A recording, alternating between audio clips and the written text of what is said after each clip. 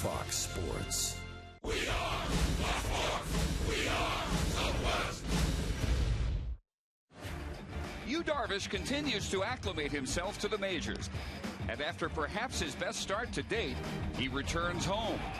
Tonight, he goes against the Yankees. And he will have Adrian Beltre behind him.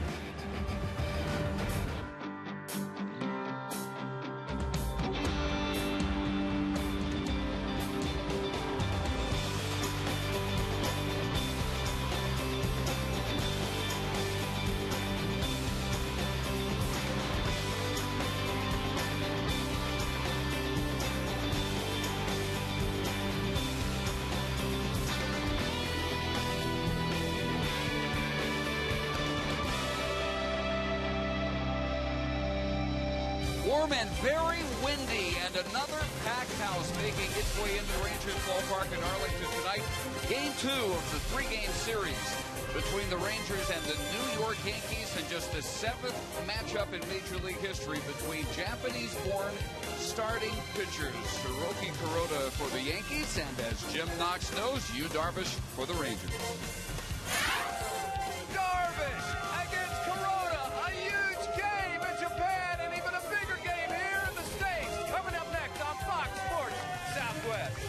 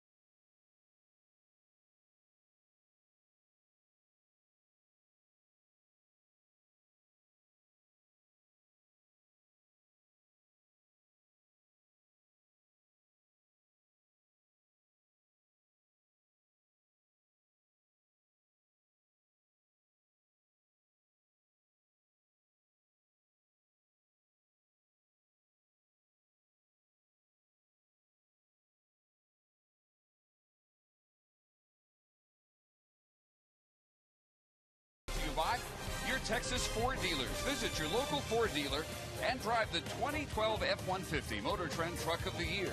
Ford is the best in Texas. And by the Progressive Insurance Group for money-saving car insurance quote. Call 1-800-PROGRESSIVE today. And welcome to the ballpark. Dave Barnett along with Tom Grieve. So far, every start out, Yu Darvish has gotten a little bit better than he was, and he'll need to continue that tonight. Yeah, the quality of his pitches has gotten better. There's no doubt about that. The first inning of his first game resulted in 4 runs, so it had to get better from there. His last start against Detroit, he really had exceptional stuff. He only gave up 2 hits in that game. His off-speed pitches have been terrific in all 3 games. The one thing you say is he continues to need to get the command of his fastball more accurate. He's walked 13 batters in 3 games, and that has to improve. And for more, let's welcome down on the field Emily Jones. Darvish to steadily improve. As you mentioned, we've seen it from one start to the next. He hopes to improve on his last one here tonight, and his battery mate Mike Napoli says he has definitely seen those signs of progress from start to start. Getting ahead, throwing strike to one. I mean, using all his pitches. So I'm excited for tonight, and we'll see how it goes. Mike Napoli with tonight's Geico quote of the game, and you guys talked about that first start and how rough it was in those first couple of innings for Darvish. If you take out those first 2 innings of his major league career, he's got a 1.15 ERA, so it's definitely made some strides, and as you said, looking to continue that tonight, gentlemen. All right, Emily. And the Rangers have taken the field.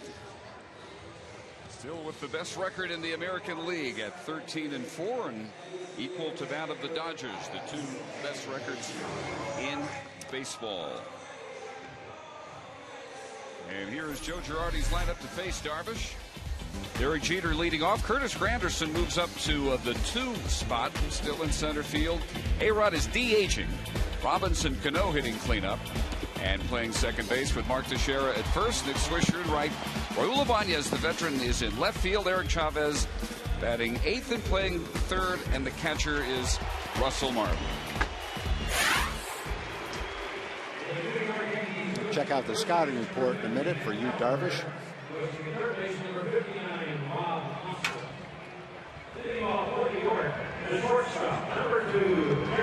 Check out the scouting report for Darvish. He's 2-0 with a 3.57 ERA in 3 starts. Those numbers look good. The area improvement is obvious. He's walked at least 4 batters in all 3 games. Right-hand hitters have had a really tough time against him. Left-hand hitters a little bit better. Good thing is his stuff has gotten a little bit better each start. Off-speed pitches have been terrific. The area that I think can show the biggest improvement and show a dramatic improvement in his performance is if he commands his fastball a little bit better. And that was also an issue in spring training. And the first pitch from Derek Jeter grounded over to Elvis Andrus. Haven't been many of those for Darvish so far. 1 pitch, 1 out. Ranger defense, 4th best fielding percentage in the league with Murphy, Hamilton, and Cruz the outfield. Adrian Beltre has returned. Andrus, Kinsler, Moreland, and Napoli behind the plate.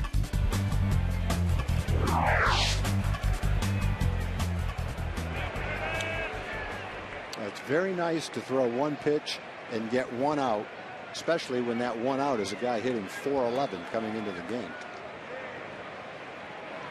So here is Curtis Granderson, who hit 6th last night and got them started with a 2-run single in the first.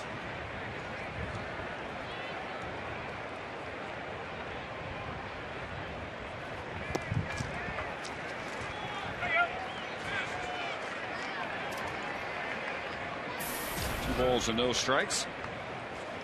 Yankees, of course, for years noted for their patience at the plate.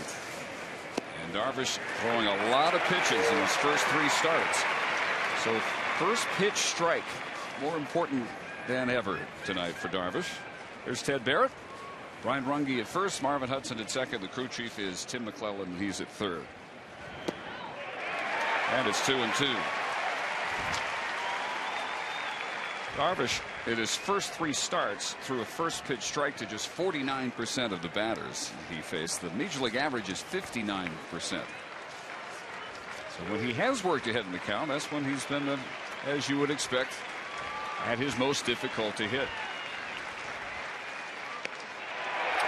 Curve stays a little high, and it's 3-2. Ted Barrett gave it a good look. He thought about calling this pitch. It just stayed right at the top of the strike zone. Borderline pitch, could have gone either way. You don't see it called a strike very often. And Darvish, as he did in Detroit, going from the stretch with nobody on, and he puts Granderson on with ball 4. Really seen 3 different deliveries First time we saw him, the windup had both hands going behind the head. And then next, he shortened that windup and just brought him up about chest high, and then started pitching exclusively from the stretch about midway through the game in Detroit. I think what Darvish is saying is he's searching for a delivery that feels the most comfortable to him, and that's the one he's going to use at any given time. Fires strike one to A-Rod. He had the big blow last night, a 3-run homer in the 5th. His 632nd of his career, 5th all time.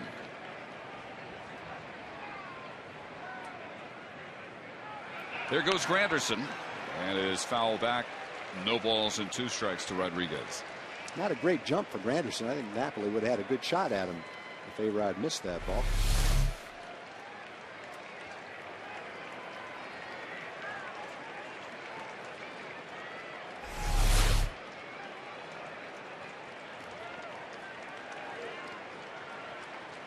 Very warm tonight. 86 degrees. Warmest game yet here at the ballpark. Let's see if Granderson goes again. Not going here. That's got to be close to a strike. Let's see where that pitch was. I'm betting it's a strike. That's all the way in the strike zone. You know, that's a pitch. If you're out there as a pitcher, you just have to get that strike in today's game. The hitters are so big, so strong. They cover the plate so well. When you make a pitch like that, 1 ball and 2 strikes to a great hitter, obviously you want to get it.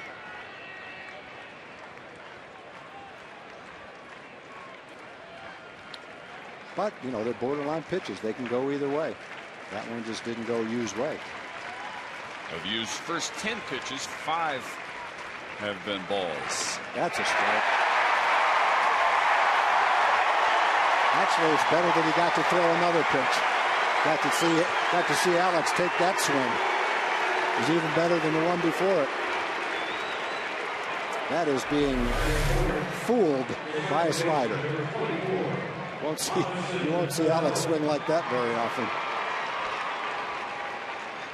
Fun to watch here, though, isn't it? Our fans like it.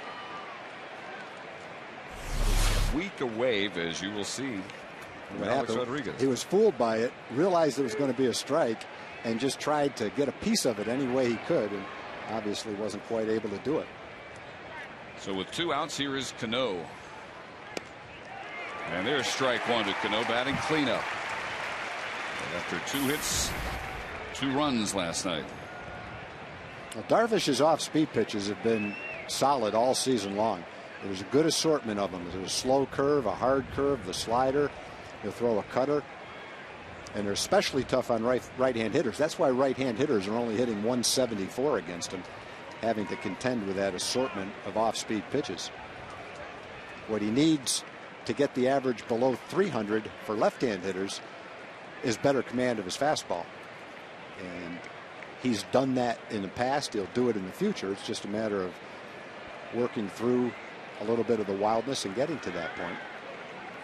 He's thrown the first pitch strike to 3 of the 4 Yankees he's faced. And this one is grounded to Adrian Beltre.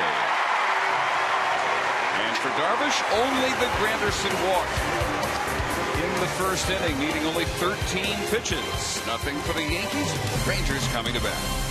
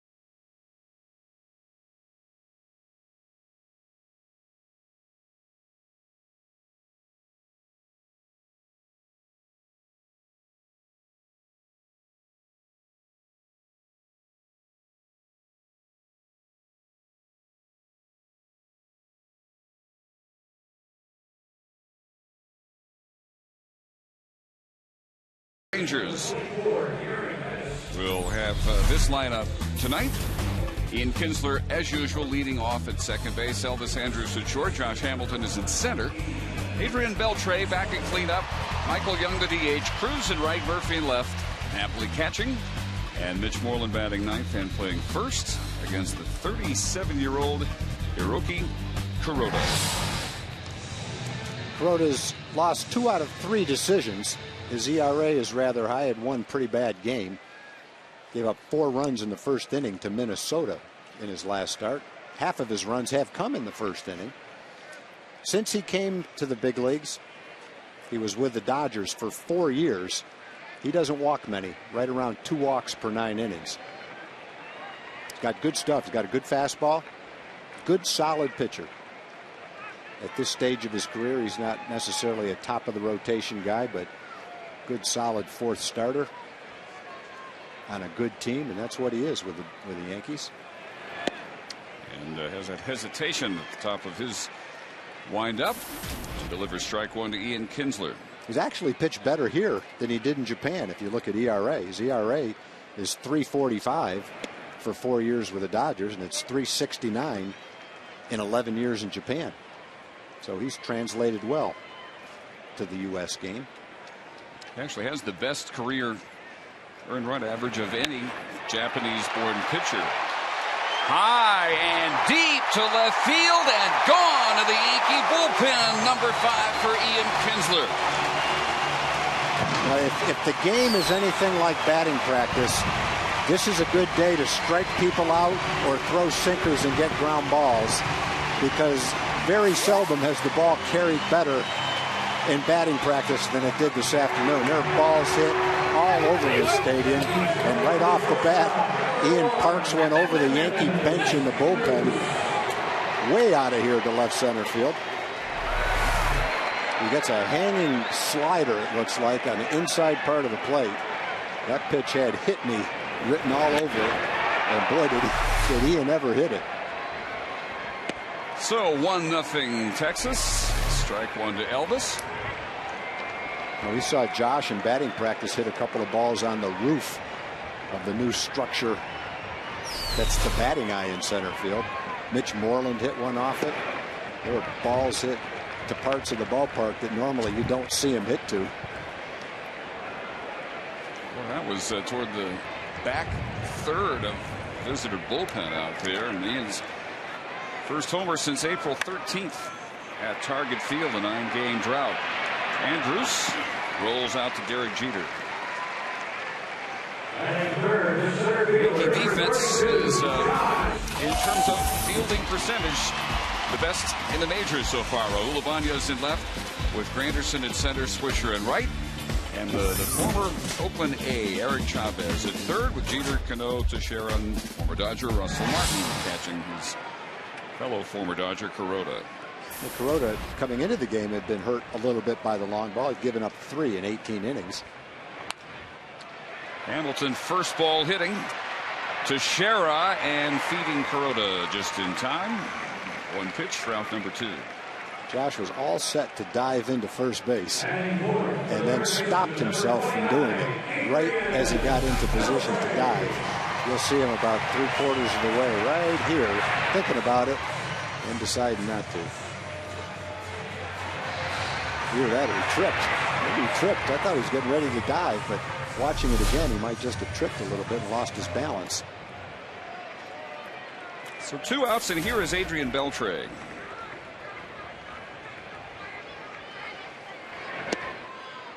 And Ron Washington says Adrian is under no restrictions.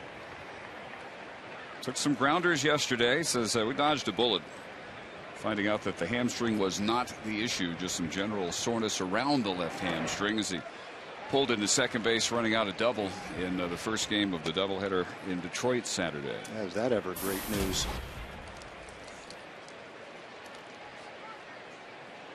Big difference without him in the lineup. He had a 7-game hitting streak going.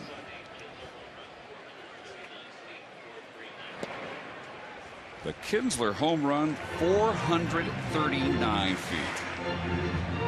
That is some handle distance there. Yeah, this is the day you really like to see Josh get one of his best shots a little bit to the left of the home run porch to see how far he could really hit one here, because the conditions appear to be just about ideal for that. And the wind is just blasting in from right.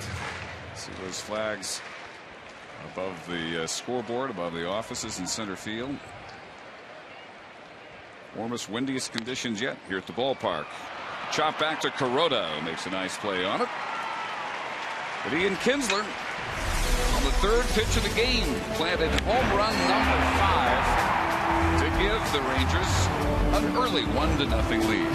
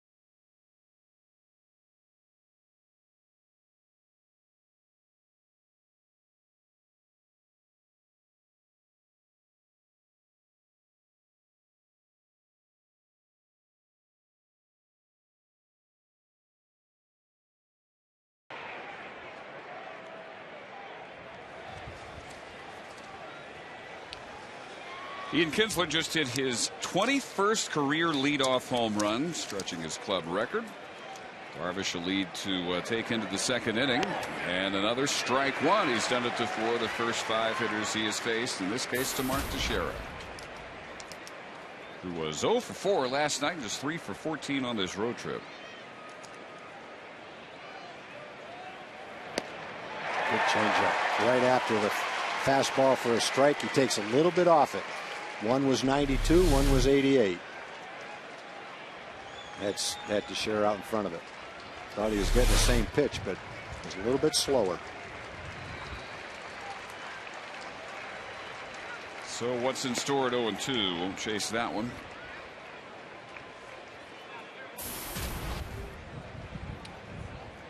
.270 on the year. Quite a bit better than that in his last 7 games, but not an offensive factor last night. Darvish's 1-2 breaking ball, line to center, and right there is Hamilton.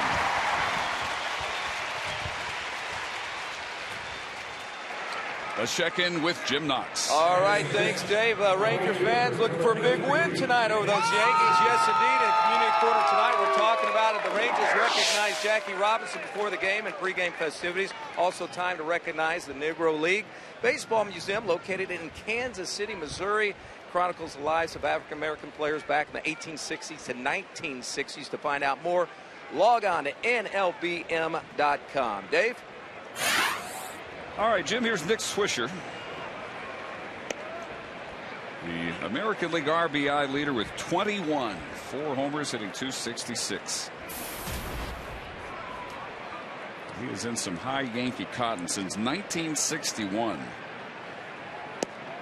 Only Mickey Mantle, Dave Winfield, A-Rod, and now Nick Swisher have driven in as many as 21 runs in their first 16 games. We've seen some good lineups recently. Of course, the Rangers have one of the best lineups, but the Tigers also have a great lineup. Now you get a chance to see the Yankee lineup, which from top to bottom is pretty much as strong as anybody's as well. Good test for the pitching staff. They definitely answered the bell in Detroit. I think the Tigers only scored 12 runs in 4 games. Darvish, 2 hit that group in 6th and 3rd innings on Thursday. Here's the 1-2 to Swisher. Rick last night 0 for 4, did have a sacrifice fly in their 4-run 5th inning, breaking open a 2-1 game.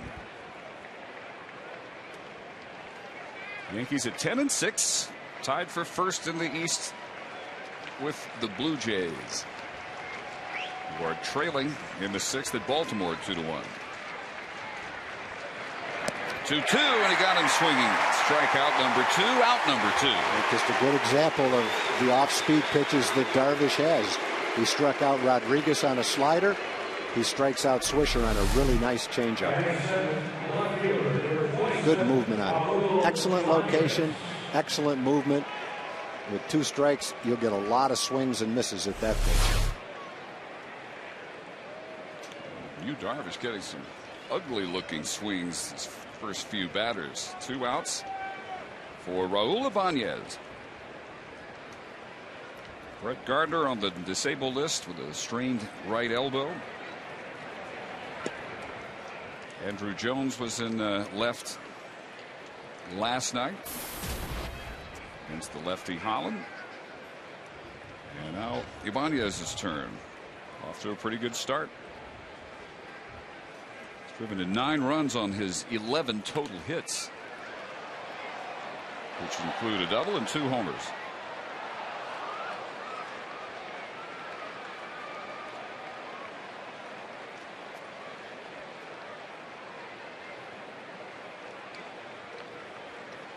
In his first 3 starts, Darvish had much more trouble the first time through the order than the second and the third. First time through, the opposing batting average was .381. That dropped by 100 points second time through, down to .048.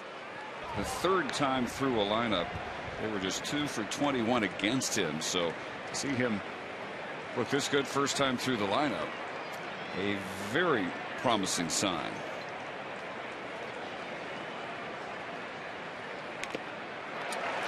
2 balls, 2 strikes. It's nice to be able to throw a fast change-up and a fastball count.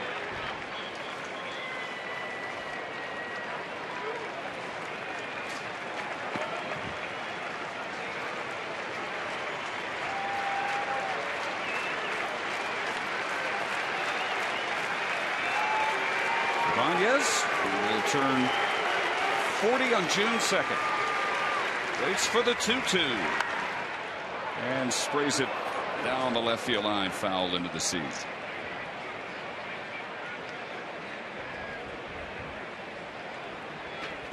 Yankees have been a big first inning offensive machine this year. They scored in the first inning last night, as they have done in 7 of their 10 wins. They are 4-6 when the opponent scores first, as is the case tonight, thanks to Ian Kinsler. And another strikeout. 1, 2, 3. 3 strikeouts through 2 innings. Third different pitch. That was a curveball.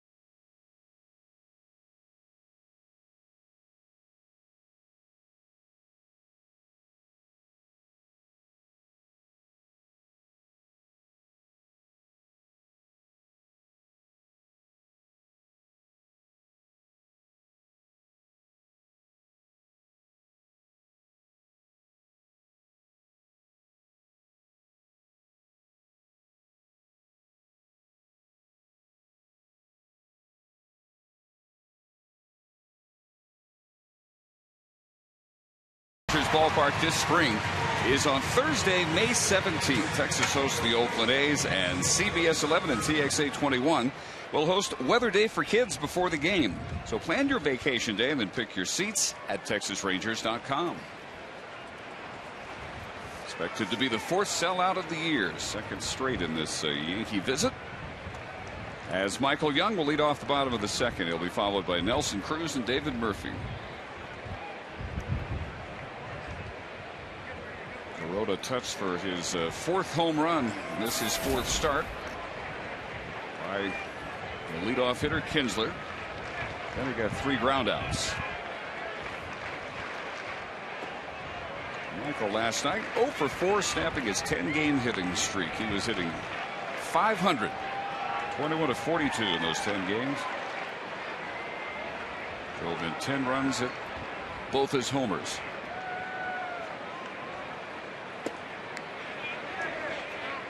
Oh, at first, Brian Runge says he did not hold up. I think Michael knew that he swung. He was looking for a fastball right there and rode it through him a slider. Let's see. Yeah, I think he went through. Just barely. That time he did hold up. Runge agrees.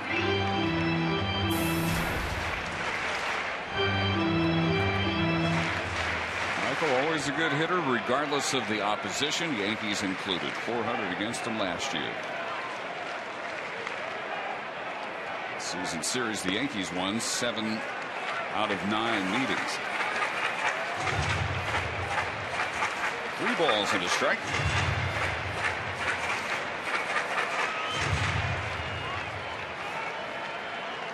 Joe Girardi's club 95 wins last year, lost the divisional series to the Tigers.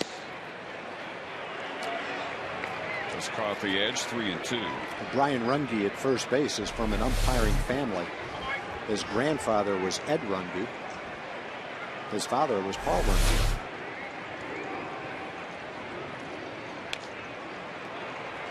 Michael stays alive in a full count. Yankees have won the last 5 regular season meetings between these two. 8 of their last 9 since last April. And going back exactly 7 years ago today, from April 24th, 05 on, they are 40-18 against the Rangers. That, of course, does not include the ALCS from the year before last. And all the way over and on the line, Cano follows that one, brings it in for out number 1. Cano is a really good athlete, a lot like Ian Kinsler in that regard. He covers a lot of ground, he has great range, has a strong arm, goes back on pop-ups really well.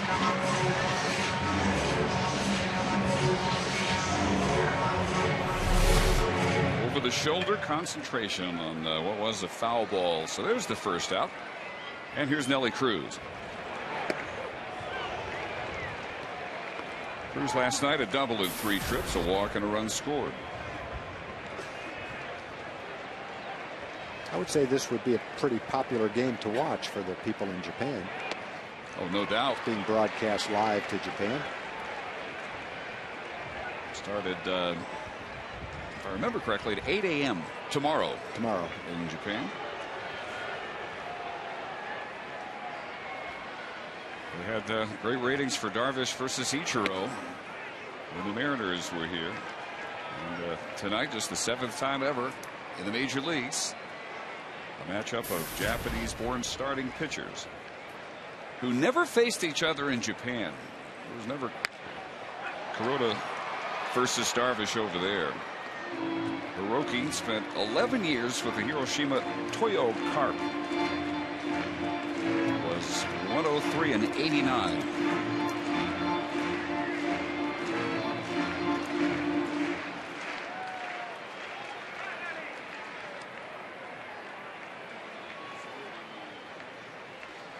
Two balls and 2 strikes to Cruz. Kuroda really only sharp in 1 start so far. That was the Yankees home opener. He lost last Wednesday to Minnesota 6-5. Twins had a 4-run first. And he allowed a career high 10 hits in his 4 1/3. That was a lot like the pitch that Ian hit right there. He's got a good slider.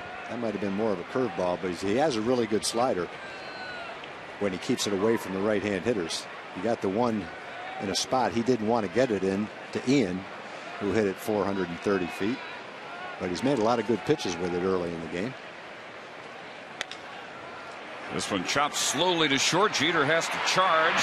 Quick release. Plenty of time for the second out.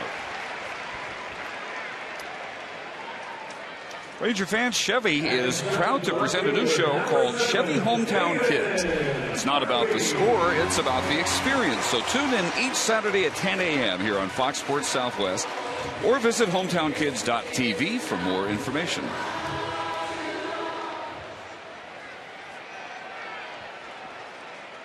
So 2 outs. Here's David Murphy. Strike 1 to Murphy, hitting .333. And bringing a 4-game hitting streak in which he has gone 5 for 11 and sends a rocket out to right field for the Rangers' second base hit. Aboard with 2 outs for Mike Napoli. David jumping on this high fastball. It's the exact pitch Martin was calling for. You could see him high in his stance, reaching up, telling Kuroda, throw me a high fastball. Kuroda's probably saying, what'd you ask for that pitch for? David was all over it. So now Kuroda gets to hear the chants accompanying Mike Napoli to the batter's box. .264, 6 homers, 13 runs batted in. Tied for second in the league in homers, all coming in a 5-game stretch through the first game of the doubleheader on Saturday.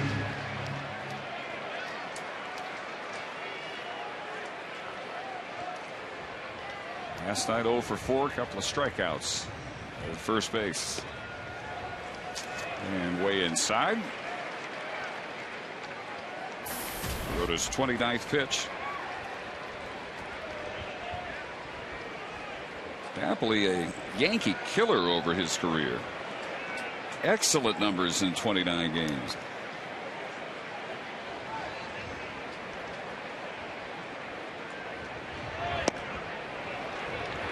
And looks at the off-speed strike to even the count.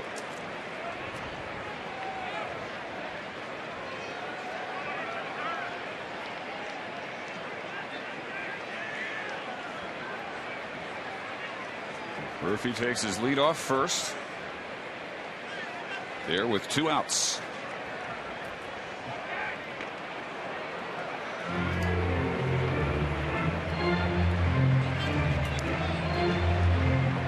Going for the Rangers tonight is some solid recent history. Boston won 3 straight here last August. Since then, the only time the Rangers have lost back-to-back games games 6 and 7 in St. Louis. Does not happen in the regular season. 1 ball, 2 strikes. Losing streak has not been in the Rangers' vocabulary for the last 5 weeks of last year and the first 3 of this year.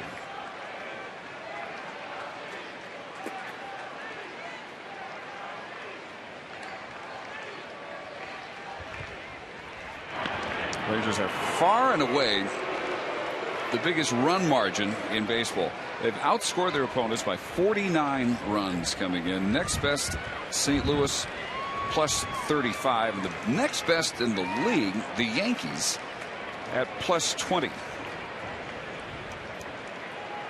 Yeah, Rangers have lost three one-run games, which keeps that margin in their favor by a lot.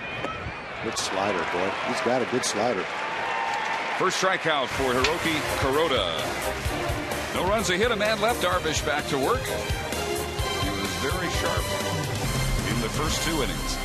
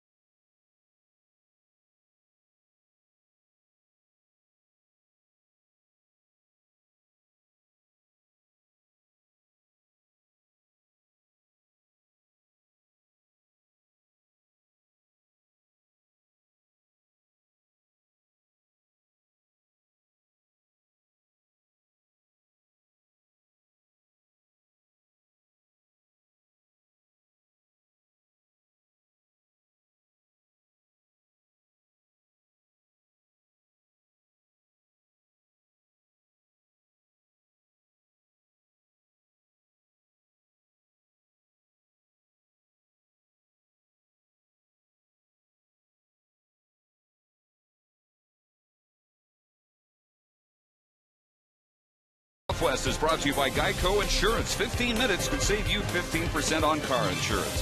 Visit us at geico.com or call 1-800-947-AUTO. Buy the United Mileage Plus Explorer card. Get it and you're in.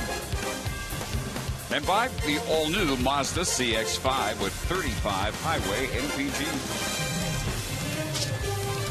And ready for the third inning. It's Eric Chavez to be followed by Russell Martin, and then back to the top of the order, and Derek Jeter. Line to right and in there for a base hit. One hop to Cruz. Chavez has the Yankees' first hit off of Yu Darvish tonight. Darvish has been throwing first pitch strikes. Chavez has watched that for 2 innings. He jumped on that first pitch. And that brings up Russell Martin, the catcher.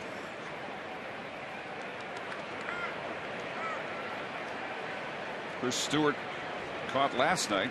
Really contributed the leadoff walk, keyed their 4-run 5th inning, doubled in the 6th. It's been Martin behind the plate all but 2 games so far for the Yankees.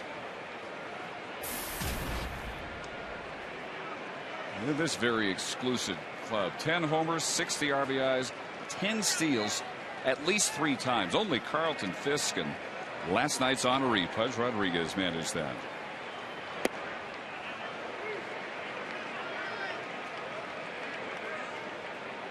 Martin off to a slow offensive start. He had an 0 for 16 and with a home run Friday in Boston.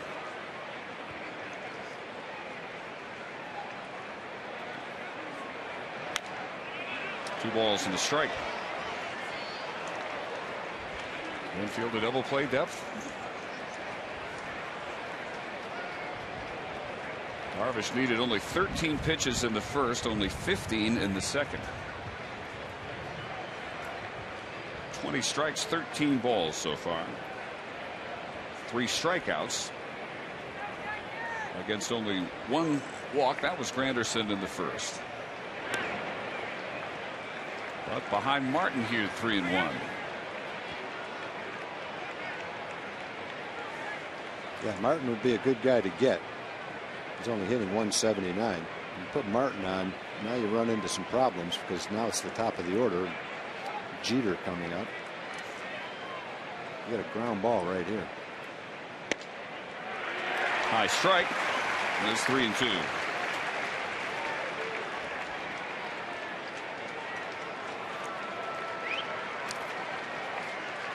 It's an international matchup. You got Darvish against a native of East York, Ontario. Russell Martin lived in Paris, ages 8 through 10, then moved back to Montreal. And had a notion, holes up on the breaking ball. Second walk, and the first 2 Yankees, their 8 and 9 hitters, reach to begin the third. I don't know how he laid off it. It was probably pretty close to being a strike. Borderline pitch, one of those pitches that could go either way. If you're the pitcher, you certainly want it. Nice discipline by Martin, who was able to lay off it.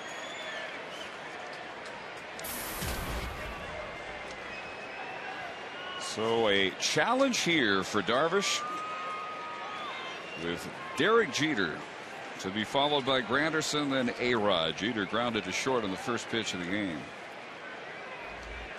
Last night, already this year, his second 4-hit game. And he lays down the bunt, and Darvish looking at Moreland as if he thought he would be there. Everybody's safe. That's Darvish's ball all the way. I think Darvish thought that ball was going to roll to first base, but Jeter put a little bit of spin on it, and when it hit, it just stopped. There's no way that Darvish is going to beat Jeter to the bag on that ball as he came in like that. He's got to go get that ball.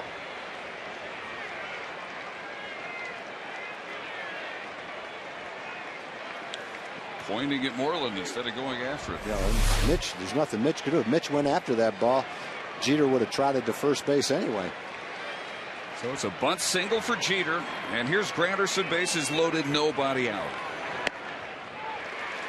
And strike one.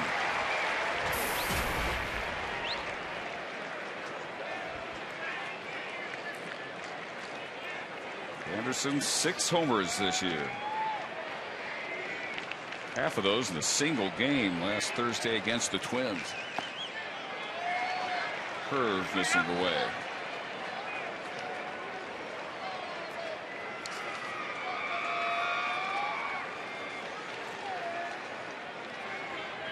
Chavez at third after the first pitch single. Martin at second after the walk. And 1-2 to Granderson.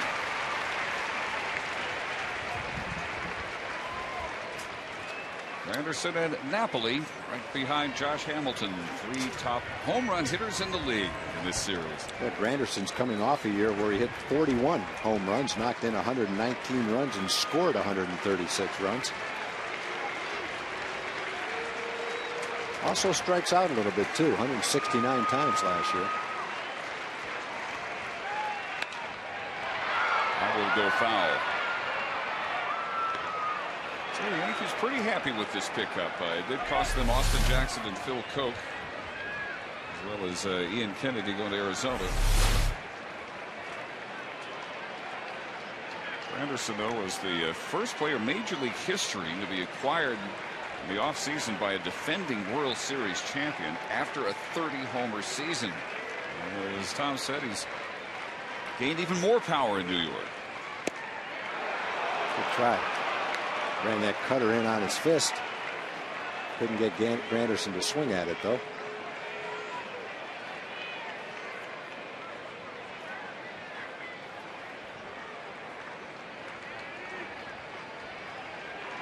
Mostly working away to Granderson. 2-2 pitch hit well down the left field line, but slices foul. We got a minute. We got some people to thank today, Dave. Rhonda Dye and Janet Marchuk sent us some triple layer brownies. They're from Robinson Middle School. I want to say hi to all the 6th graders at Robinson Middle School. Thank you, ladies. Also had a batch of pecan butter cookies from Lori and Jason Weld from Dallas, Texas. They're out of right field watching the game today.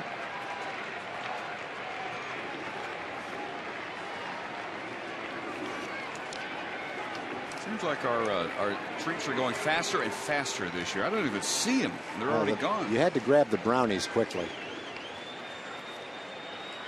Also want to wish Billy Edmondson from Wichita Falls a happy 81st birthday. Tom Edmondson is a lifelong Ranger fan. Still calls games in Wichita Falls. And also Josephine Richardson, 88 years old today. Both of the ladies watch most of the Ranger games all they can. And we appreciate the support, ladies. Thank you. Another 2-2 pitch to Granderson, and he gets him looking for out number 1. The last 2 strikeouts have come on curveballs, and they've been good ones. Dropped that one right on the outside corner. A curveball comes straight down, and sometimes you get calls, sometimes you don't. There's been some borderline calls that have gone against you. There's been some borderline calls that have gone for him. Well, that one went for him. So there is a huge first out with A-Rod. He struck out swinging in the first. The Rangers now can look for an inning-ending double play.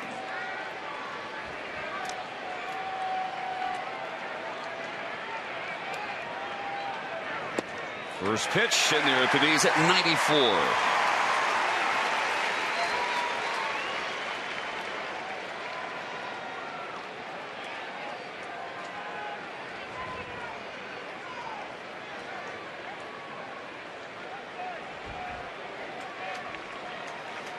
Alex about to turn 37. What happened in late July?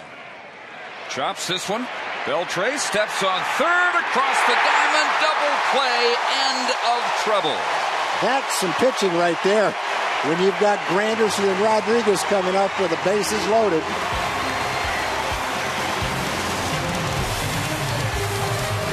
Darvish loads them with nobody out. No damage.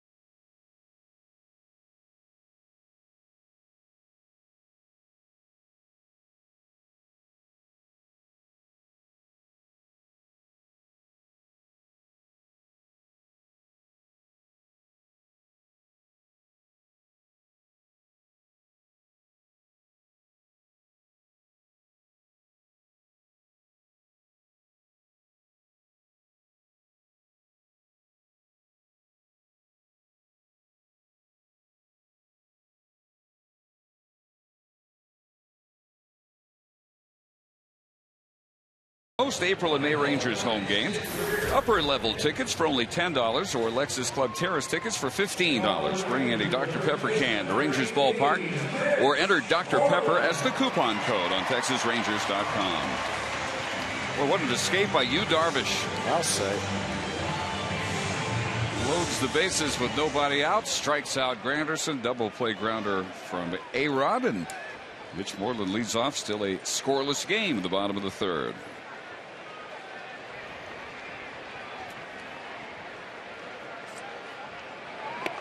Mitch at 152 has hit in so far 3 of the 11 games he's played. Ron Washington says this has not hit with any luck so far. He's had a lot of in-between shots. Yeah, he just hadn't gotten going yet.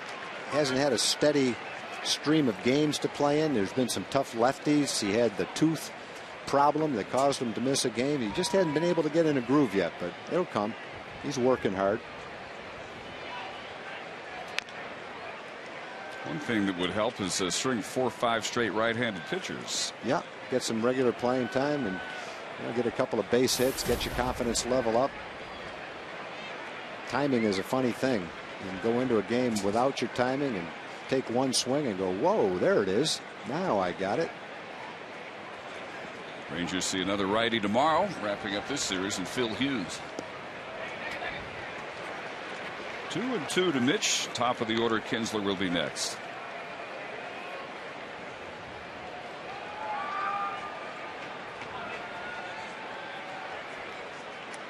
Hiroki Kuroda from Osaka, Japan.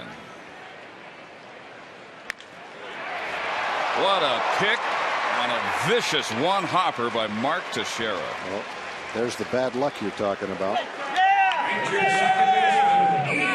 Let's go to Jim Knox. All right, thanks, Dave. Real quick, the Fox Sports Southwest Fan Express making a big trip in from Texarkana, carrying the Fox Sports 1400 AM crew here. Bob and Stallion, all the comforts of home, riding in the Fox Sports Southwest Caravan. What was it like, and how does it feel to be here at the ballpark? It's our honor to be with Fox Sports Southwest, the Fox Sports Southwest girls. You, Noxie. We brought the beer pong champs with us, Dustin and Josh. We have the Fox Sports Radio girls and all the Fox Sports Radio 1400 listeners. The Rangers are going all the way. We knocked down the door last year. This year we're kicking it in, Noxie. We're going to win the World Series. Let's go get them. Way to go, Bob, the Italian Stallion. Good to have you out here. Way to go. Meanwhile, Ian Kinsler grounds out to Eric Chavez. That's some enthusiasm on that bus. Bus doesn't need gasoline to go back. That guy might have surpassed Noxie right there for a few seconds. And so 2 ground ball outs here in the third for Kuroda. And it brings up Elvis, who grounded out his first time up.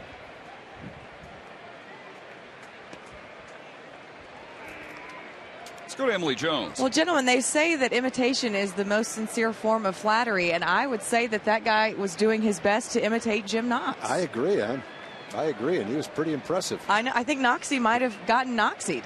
Here's the thing, though. Can he do it for 9 innings? Never. People can rise to that level for 10 seconds, but Noxie starts there in the first inning, and 45 minutes after the game, he's still going. That's what that guy's going to have to prove. Listen, Tom, you and I both know it takes a very special talent to do what Jim Knox does, and not very many people possess that talent. I know I'm not one of them. Yeah, I agree. I'm right there with you. Well, perhaps we need to check back with that gentleman, say about the 8th or 9th inning. Yeah, that'd be a good idea. 1-2 pitch to Elvis. Inside, and the count even. Yu Darvish threw 3. 4 strikeouts.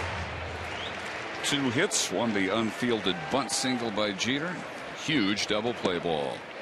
And it's 3-2 to Andrews.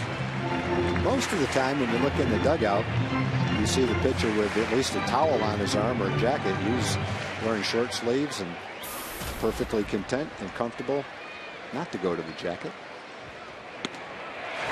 And there is the first walk issued by Kuroda. Well, you like a walk right there. You'd much rather see Josh hitting right now with Elvis on first and leading off the inning. Got the hole to shoot at between first and second. Our Ford leaderboard, and this is up to date. Big Papi leads the league. Jeter is second. Hamilton and Young fourth and fifth. David Ortiz off to a phenomenal start. Don't look at Big Papi. You look at reasons why the Red Sox are only 5 and 10. Now you can look at the pitching staff. Start right there, especially the bullpen. They are leading tonight 3-1. Top of the second in Minnesota. Already 4.5 behind the Yankees.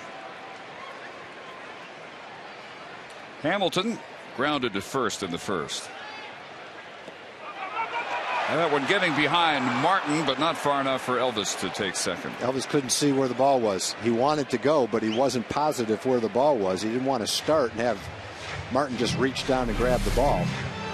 Ball goes behind him, but he's got Martin, Josh, kind of blocking his view of the ball. Trying to find the ball, and not quite sure. Then he sees it's pretty close to Martin. Decides to stay put.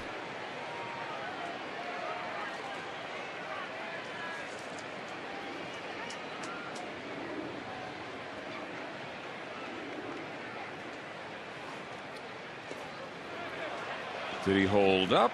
He did, says Tim McClellan, and it's 2-0.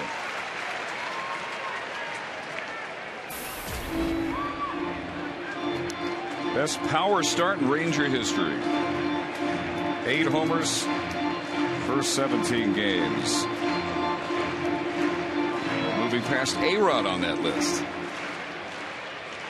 A-Rod had hit 8 homers in the first 18 games of 2002.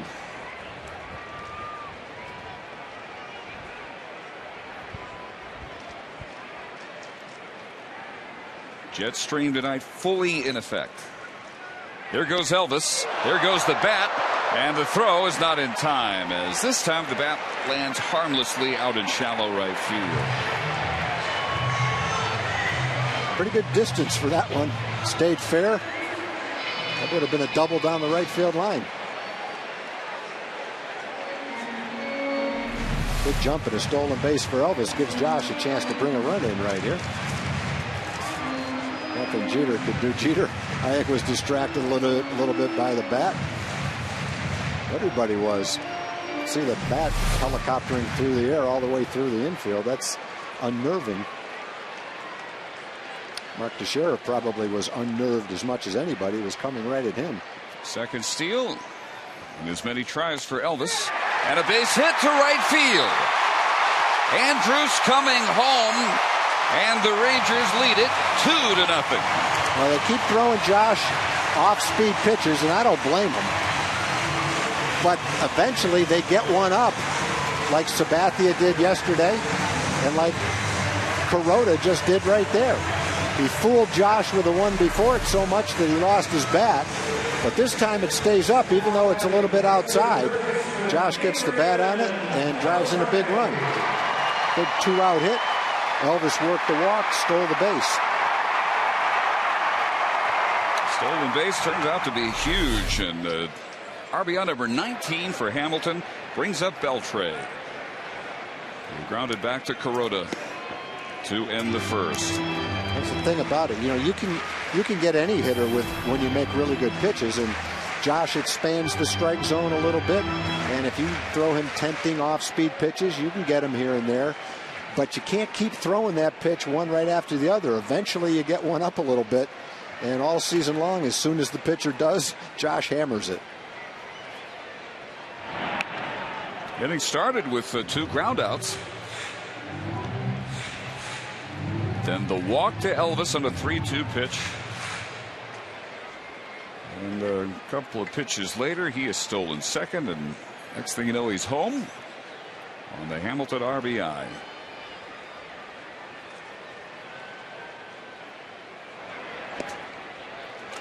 And a ball and a strike to Beltre.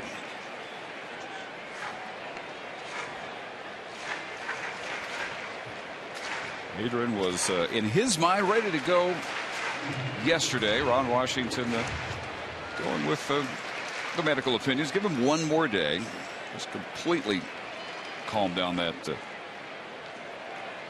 somewhat tender area around his left hamstring. Here's the 20th pitch of the inning for Kuroda, and it's 1-2. Kuroda has a good assortment of slower pitches and a pretty good fastball. A 93-mile-an-hour sinker. That is the pitch he has to have working. When he struggles, it's usually because doesn't get the sinker over or get swings and misses. Has to come in with the fastball.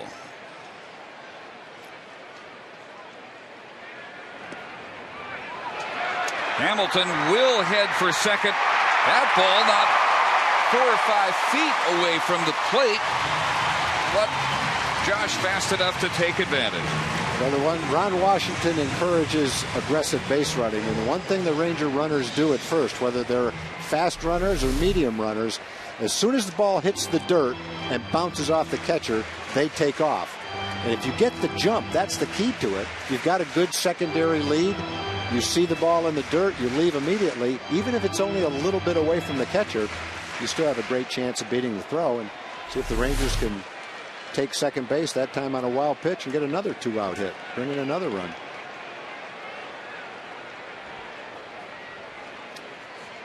And Kuroda stepping off, looking Josh back to the bag.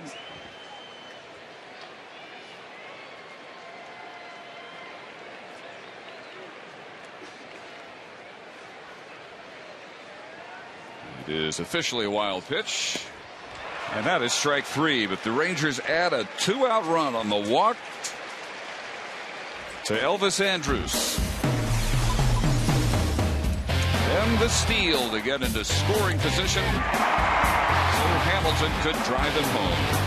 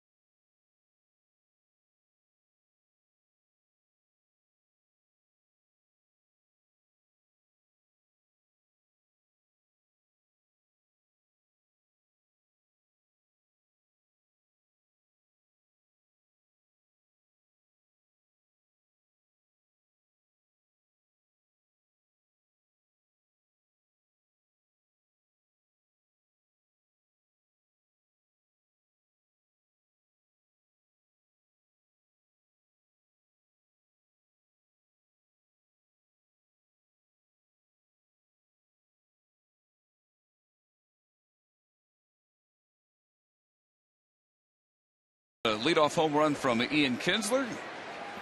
Yu Darvish loaded the bases with nobody out in the third, got out of it with the double play grounder off the bat of Alex Rodriguez. And we start the fourth inning, 2-0 with Cano, Teixeira, and Swisher. Robinson, Cano grounded to third in the first. And we are joined by Nolan Ryan. Rangers. How are you guys tonight? We are terrific. The view down there had to be great of Yu Darvish getting in and out of trouble last inning. That was a pretty exciting inning. It wasn't exactly the way we wanted it to develop, but he got out of it. That's the main thing. Left center field, and that will find the gap all the way to the wall. Hamilton gets it back in, but it's a leadoff double for Robinson Cano. Nolan, is the wind blowing as hard down on the field as it looks like? Yeah, it is. It's gusty down here. It's not a constant wind, but it comes in gust, and you know, it picked up about game time. How does the wind blowing like that affect the pitcher?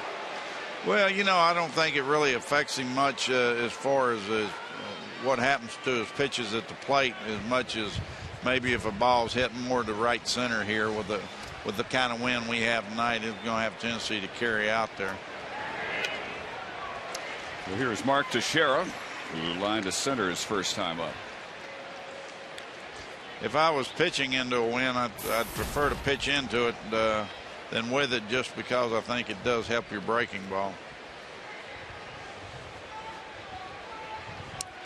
We'll get your thoughts on the Darvish's fourth start tonight after the 0-1 pitch. No balls and 2 strikes. Where do you see Darvish developing start to start, Nolan? You know, I see him getting more confidence, getting more comfortable in his role here, and it seems to show with the confidence that he has in his different pitches now. He's using 2 fastballs, and his slider I really think is his best pitch, and then he has a tendency, as a sinker out there, he has a tendency to want to go with his slow curveball at times, but I think that the fact that he has so much confidence in those 4 pitches, that it gives those hitters a different look just about every time they come up. So I don't think they can really get that comfortable on him. He's got an exceptional assortment of off-speed pitches. Watching from behind the pitcher, he's had a strikeout on a curveball. He's had a strikeout on a changeup, a sinker. He's got almost all those off-speed pitches working pretty well today, it looks like. And he has a lot of confidence in them, Tom, yeah. Which is for a kid 25 years old, which is unusual. But I think that's a reflection of their approach in Japan, and that he's been very successful with it, and he trusts those pitches. The Yankees are complaining about that curveball, but you know, that ball was low where Napoli caught it, but that was coming straight down. That was in the strike zone. No, I agree with you. I think it was. When it crossed the plate, it was in the strike zone. Yeah.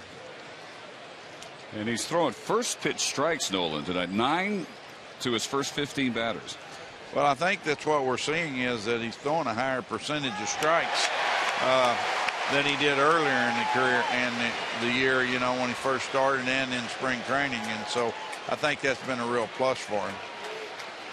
Nolan, I know it has to be gratifying to the front office and to the franchise to see the response from the fans after a couple of World Series appearances. This is pretty exciting, isn't it? Yeah, it really is. The fans have really gotten behind him, and the support for him is truly growing. There's a 3-pitch strikeout of Nick Swisher. 2 gone. They're straight curveballs. They really are. Good curveball. You sit over here on this level where I'm at, and you can really see the change of planes in those pitches.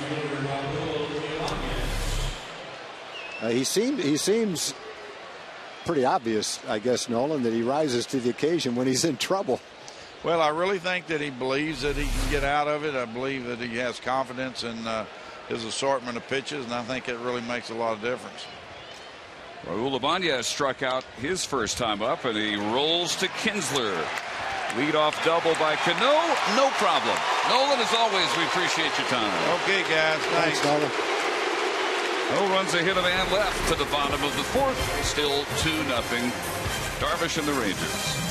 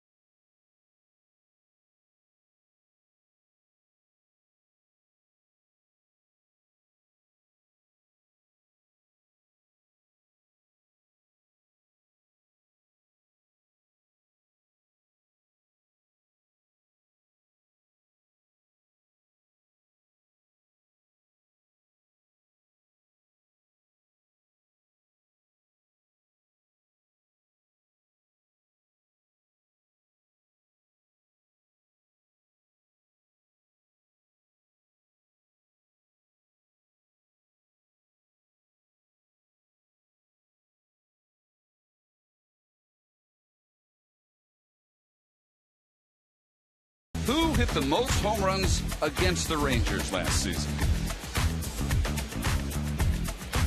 Talking individuals, not teams. Who homered the most last year? Bottom of the fourth. Michael Young will lead off. Then Cruz and Murphy. Michael fouled out. Leading off the second.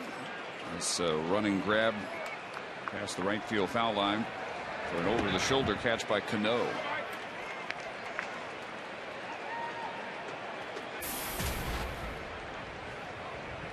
Each team with 3 hits.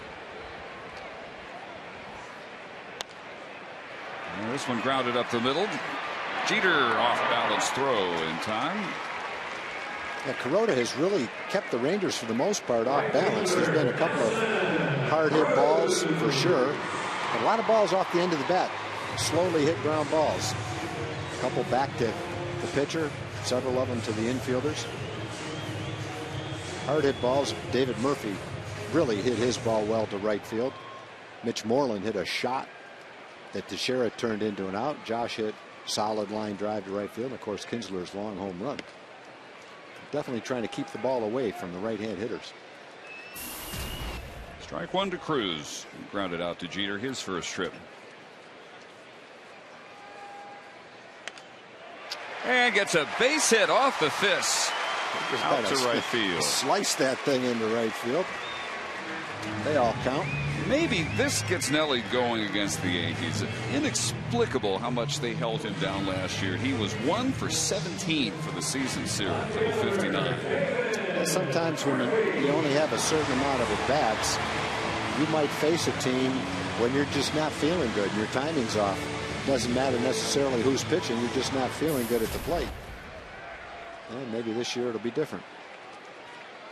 David Murphy looked like he was feeling really good his first at bat. I know this, when you face Nelly when he's feeling good and when he's hot, you're in deep trouble. You're not going to be feeling good. No, you're not going to be feeling good. Murphy's first time up, rifled a base hit to right himself. And now it's a 5-game hitting streak. David hit very well against the Yankees last year. Only a 9-game season series, so it's not a big sample. Kuroda stays a long time in that stretch, and he gets that call on the outside corner. 0-2, or 1 ball, 1 strike. Way outside. Well, again, the umpire has to have some margin for error, and again, you win some, you lose some. Those balls are within inches. Pitchers have a lot of movement on them. And so it's not easy being a home plate umpire. And we always complain when it goes against the Rangers. That's kind of the nature of the game. But you have to kind of take it all with a grain of salt. Yankee announcers are doing the same thing on different pitches. And through it all, the umpire just has to stand tall and make his calls. One side or the other is going to complain about him.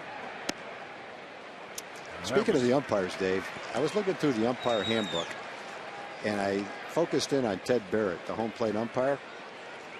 This is a very interesting resume. He was captain of the football team at Cal State Hayward. He graduated there with a degree in kinesiology.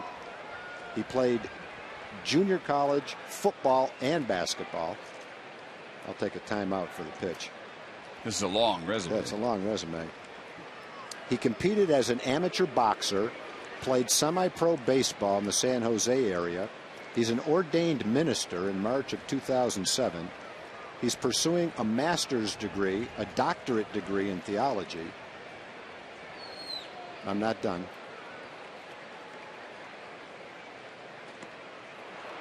And his hobbies are boxing, weightlifting, and riding Harley-Davidson motorcycles. That's a pretty diverse background by Ted Barrett. He definitely has a presence back there.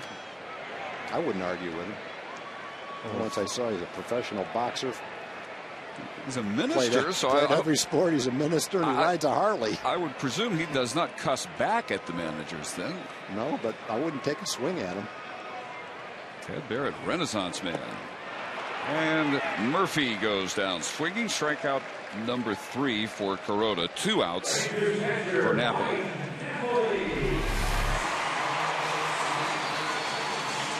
Pitch from Kuroda. Not sure what that was. Slider, changeup, something slightly off speed and going down. Mike struck out swinging back in the second.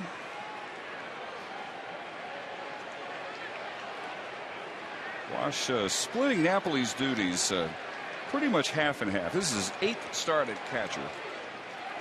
He has started 7 games at first.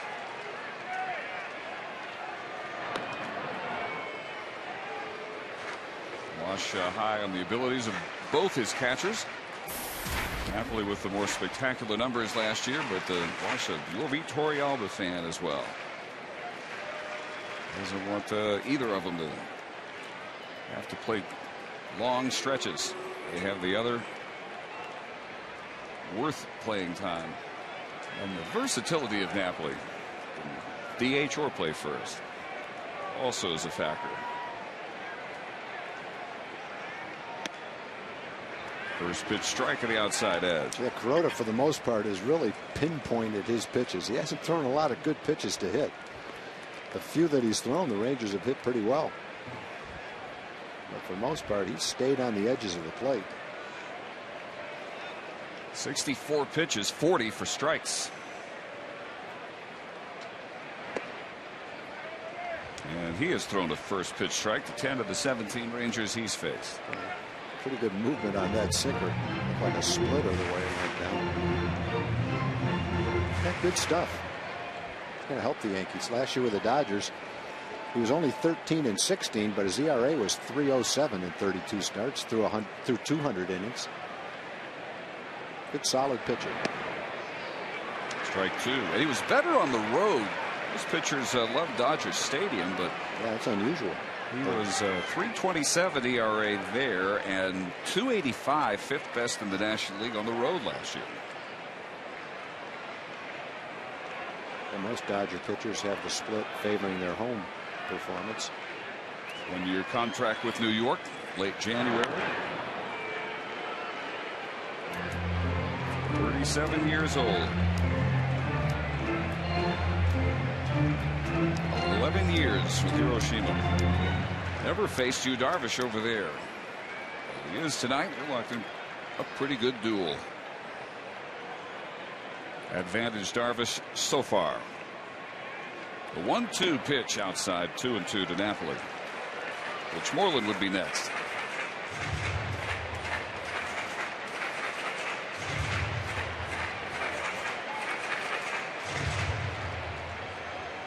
Darvish, who allowed only 2 hits to the Tigers Thursday and 6 to the third, only 3 from the Yankees against him tonight.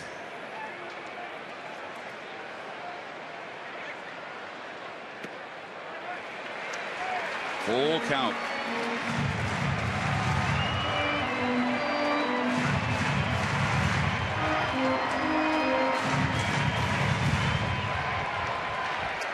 Tampa Bay is in here next. They're in the bottom of the 8th at home and leading the Angels 5-0.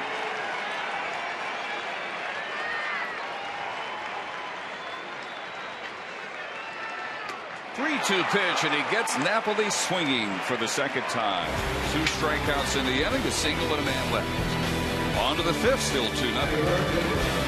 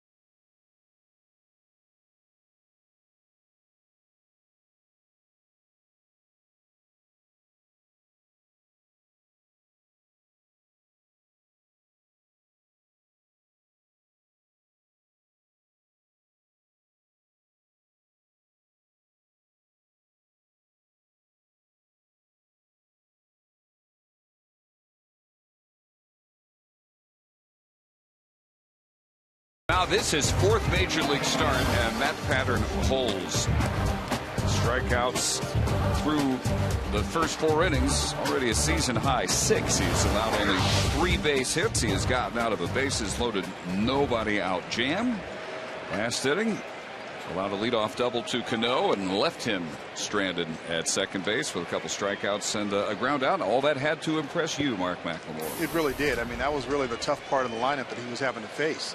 Bases loaded. You've got Granderson coming up and A-Rod 2, 3, and 4, and he put them away, made pitches that he had to make when he had to make them. Eric Chavez, who singled leading off the third to begin that bases loaded threat. Ended by a strikeout of Granderson and a double play off the bat of A-Rod.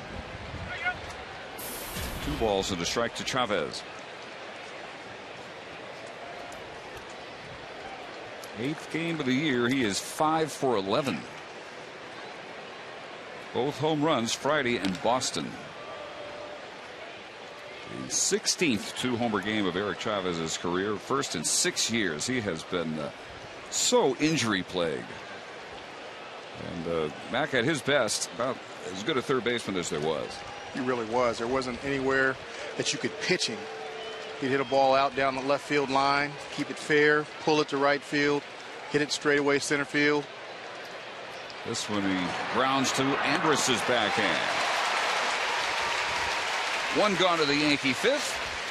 And let's answer our AT&T trivia question for tonight.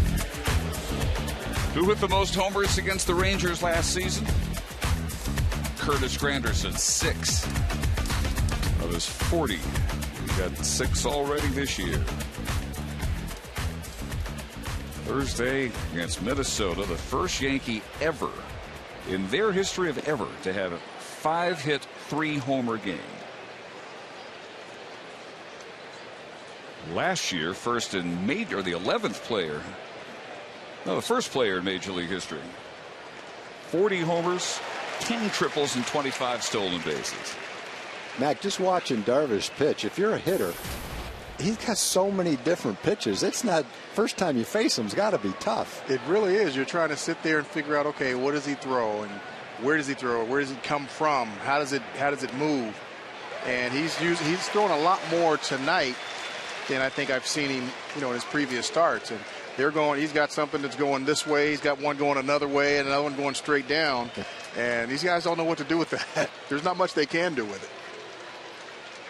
See what Martin gets at 1-2. He's got a good ratio, strikes to balls, almost double, 42 strikes, only 22 balls. That's a huge improvement over the 3 starts before this, and a pretty solid pitch count. He's kept it down today.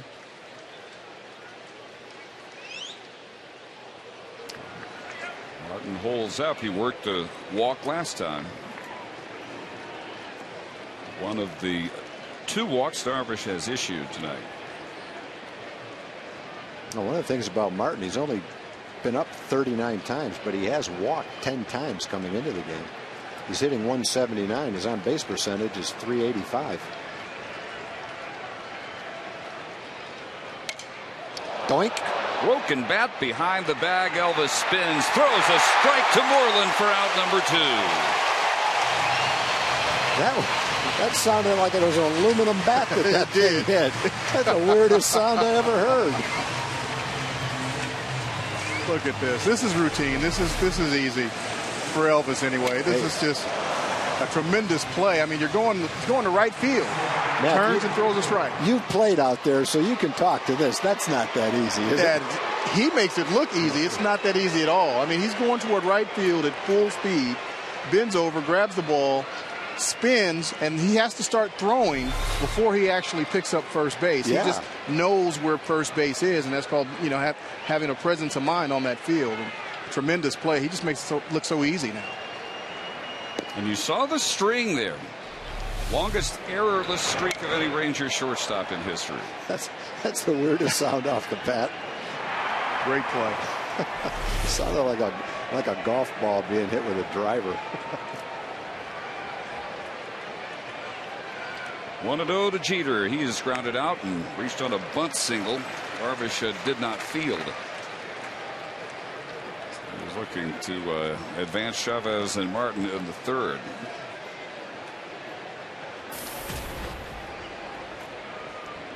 Mac, had the bats started to break in half like this when you were still playing? No. This has not kind of been a recent thing, isn't it? It has. I think over the last 5 or 6 years, bats just, they're different. I don't know what it is, what they're making them out of, but they're just exploding all over the place. I mean, I guess players use the bat that feels comfortable to them, but if the bat that I was using was constantly breaking in half, I might go to the old Louisville Slugger that doesn't break like that There's anymore. not a mite in my mind. I know I would go with the Louisville Slugger, and I used that my entire career. And while I was playing, a lot of those new bat companies started coming about, and I tried a few, and none of them felt that comfortable to me. Yeah. I mean, if I broke a bat, well, I didn't swing hard enough to break it in half. So maybe that's part of the problem. Some of the guys will say they break a bat in half when it hits the good part of the bat. Now that I've seen. I've seen bats literally explode when they hit the head of the bat. Yeah, that would be it for me. Now, guys would go right back to the dugout and get that same bat. I'm like, how do you do that? I couldn't do that. No. Now, if you hit it off the handle or the end, that's one thing. But when you hit it off the good part of the bat and it still breaks, something's wrong. Yeah, that's a problem. Well, the legend about Jim Rice was that he broke a bat on a check swing. I saw that. We were in Boston when it happened. I would have had a hard time believing it if I didn't see it. What would he do with these bats? He'd check his swing and go out to right field like Josh threw it out there. Well, I saw Jim Rice do that. And the best one, though, was Bo Jackson took the bat on top of his head and came down and broke the bat on top of his head. That was good. The best is, though, when some of the guys try to imitate Bo Jackson and a few of the others who break it over their leg and they can't break it. I love that. That's a bad one to try in front of 50,000. That is not good. That is just fair and into the left field corner. Derek Jeter has a 2-out double and his 6th hit already in this series. Well, he just fought off the fastballs, just kind of shot him down the right field line, and then waited on the curveball and was able to hit it well down the left field line. That's kind of what he does. Fights off the fastballs and just keeps going to right field. If he gets something slow, he'll get out in front of it.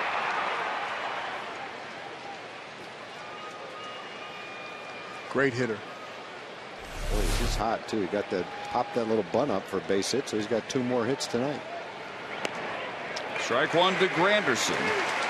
He walked in the first. And with the bases loaded, nobody out in the third, was caught looking.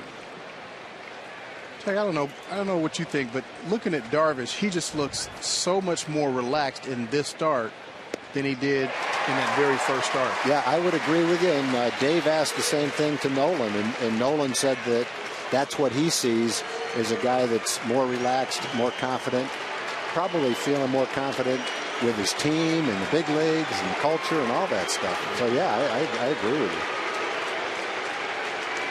you. Here's the 0-2. Try that cutter again. He got one in there and got that one all the way in there, but he took it. He can make the ball move in a lot of different directions. Borderline pitch, almost a strike.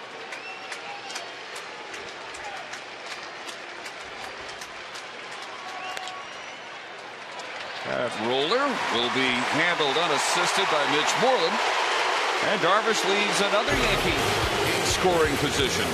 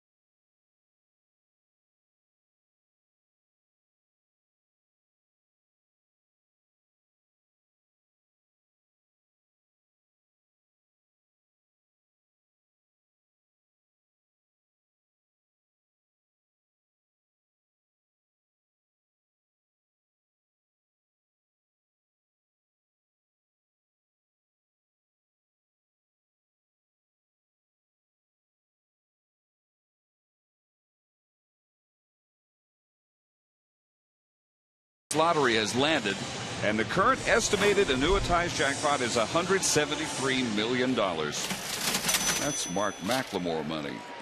Play today because Powerball has changed for the bigger. Back with us for the bottom of the 5th. Bottom of the order, Moreland. Then back up to Kinsler and Andrews against Hiroki Kuroda. And Mitch announces the first pitch to his opposite number mark, Teixeira, as he did his first time up. And let's go back to our Fox Sports Southwest studio for a Mazda CX-5 game break. Here is Leslie McCaslin.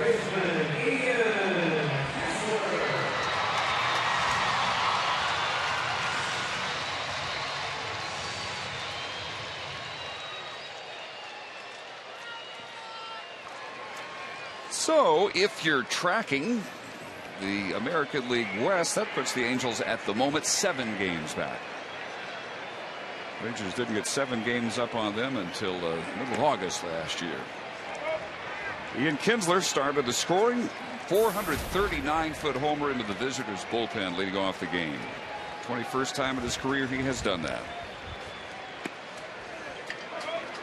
Grounded to third in the 3rd. 2 balls and no strikes.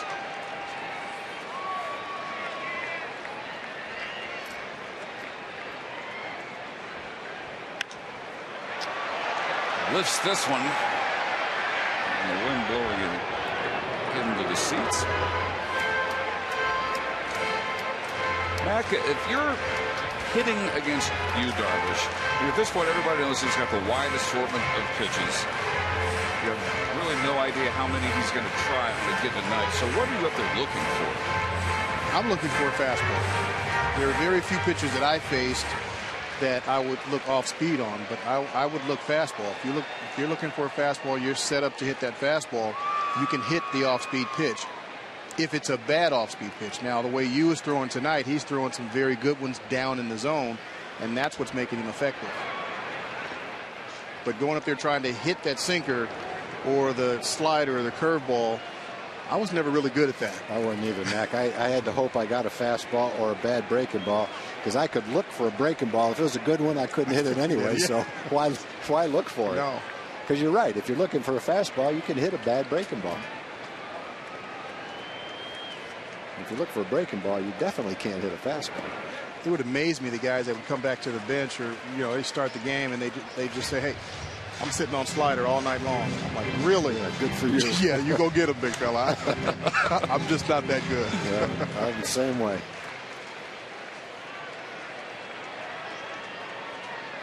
Three-two pitch to Kinsler.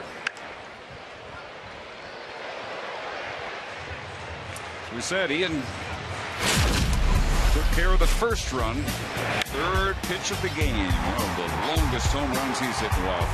439 feet. Well back in the visitors' bullpen. 3rd inning, 2 outs after a walk and a stolen base by Andrews. Josh Hamilton singled him home. That's where we are. And 1-out walk issued to Kinsler. Just doesn't offer at that pitch very often. Very disciplined hitter.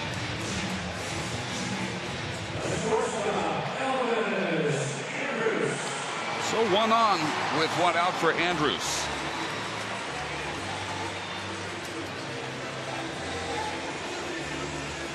Back in a game like this, pitcher's duel, little things show up, like Elvis getting not only the 2-out walk, but the steal to get in position to score on the Hamilton single. That's called playing baseball. Elvis gets to second base, get in the scoring position. He gave Josh a couple of pitches to keep that hole open there at first base. And then his job was to get in the scoring position so Josh, the big fella, can drive him in. And that's exactly what happened. You don't have it happen like that too often. You usually see it with good ball clubs. Good ball clubs can execute. And that's what they did in that inning.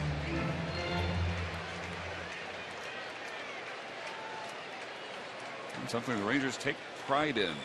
Those who still think they have to bludgeon you to death, you don't mind at all winning with small ball.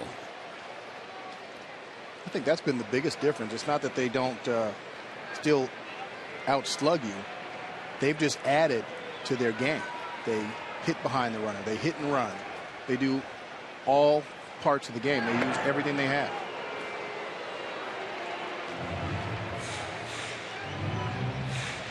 And the way this pitching is going, they're going to be at a fair number of low-scoring games.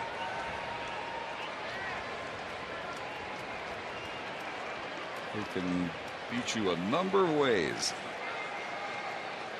Very different game from last night. Pretty close there at first.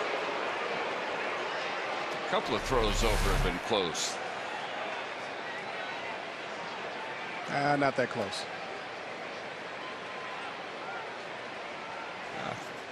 Sure, didn't even actually tag him, according to that angle.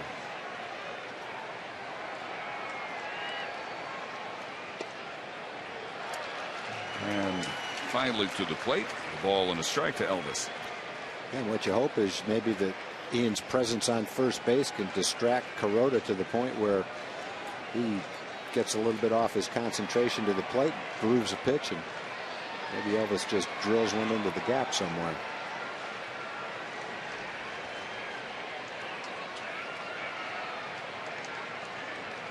They've got a good lead.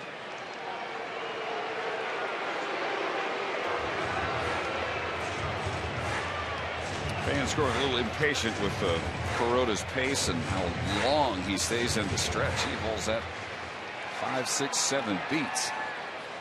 He's doing whatever he can to try to keep Ian from getting a good jump in case he wants to steal. Thought he was going. They've got him a little distracted now. Yes, they do.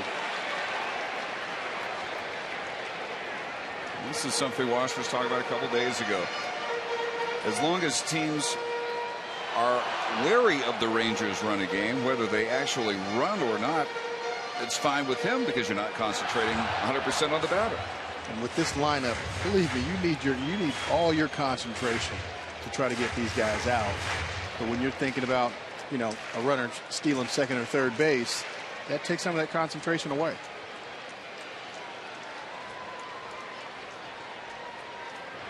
Ian not going. And there's ball 3.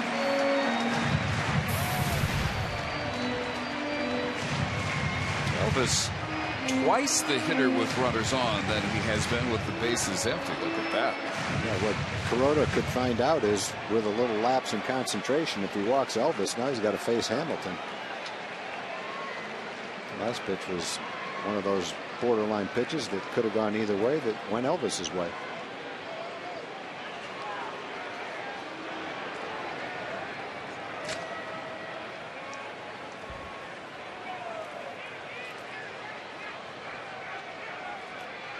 Here goes Kinsler.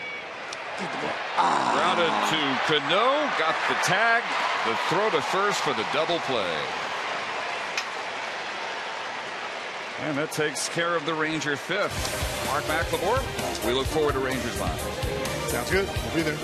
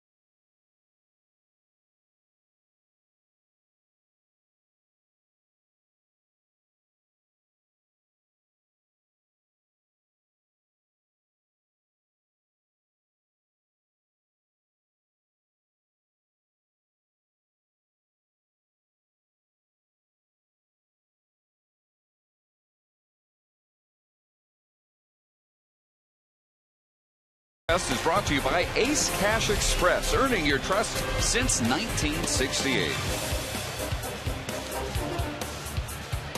Packed house, fourth sellout of the year at Rangers Ballpark in Arlington. Dave Barnett and Tom Green.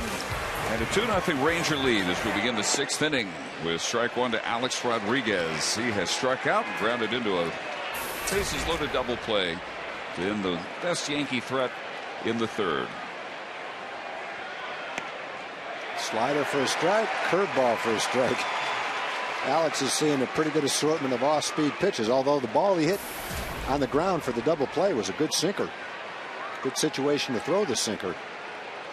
Bases loaded, one out. Broke his bat. A jam shot. Easy one hopper to Kinsler. Here's Jim Knox. Hi, thanks, Dave. Special guest here, Bob Kendrick. He is the president of the Negro League Baseball Museum in Kansas City, but here to present a couple of big awards to a couple of Rangers, right, Bob? Yeah, it was a lot of fun, man. It was great to be a part of the Robinson celebration and represent the C.I. Taylor Manager of the Year Award to Ron Washington and our Pop Lloyd Award for community leadership to, of course, our good friend Michael Young.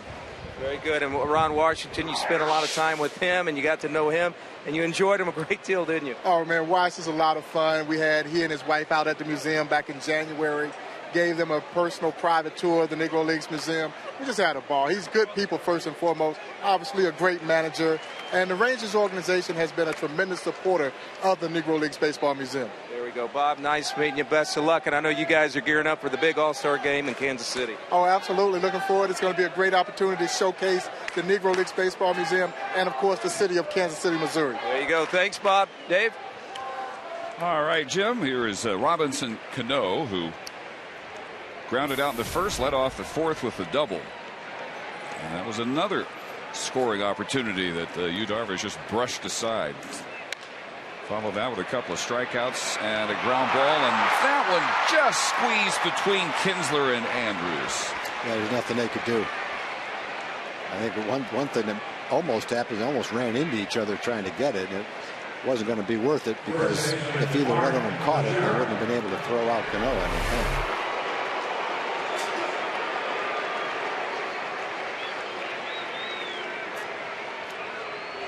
I think the only one that had a shot to make a play was Ian, but I think he felt Elvis's footsteps coming after that ball. So the Yankees now out hitting the Rangers 5-4. Cano has his second. Big shift on for Teixeira. Elvis is right up the middle on him. Darvish keeps pumping in the first pitch, strikes. By far the best ratio of strikes that Darvish has had in a start. Double the amount. 56 strikes, 26 balls. He's making good pitches right now. It looks like he's getting more comfortable as the game goes on. I hope that's the case. 14 of 23 first pitches have been strikes. And now third time through the order. And in his first three starts, third time through, he allowed only 2 for 21, 0.48 combined average. Tonight, the third time through, the Yankees actually 2 for 4. Jeter had the double in the fifth, and now the Cano base hit here in the sixth.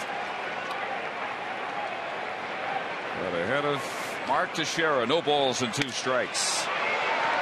Into shallow center field for Josh Hamilton on a broken bat. There's out number 2. And Texas 0 for 3.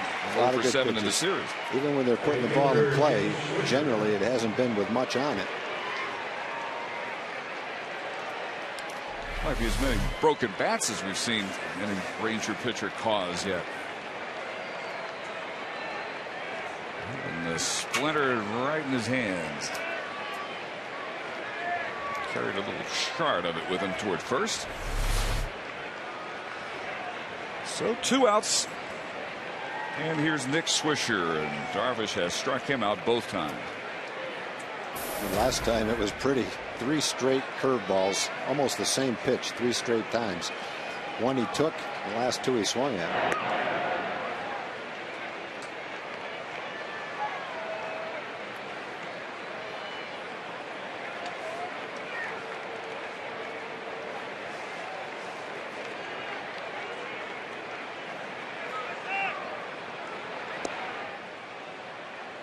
Tailing fastball here with this first pitch.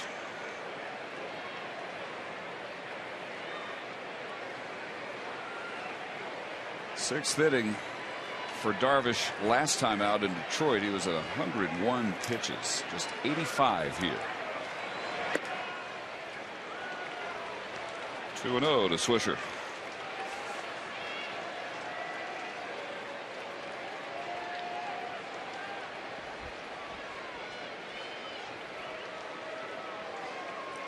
Darvish, part of the best team ERA in the American League. 275. One hopper back to him to take care of Swisher. 11 pitches, all he needs in the sixth. He threw 9 for strikes.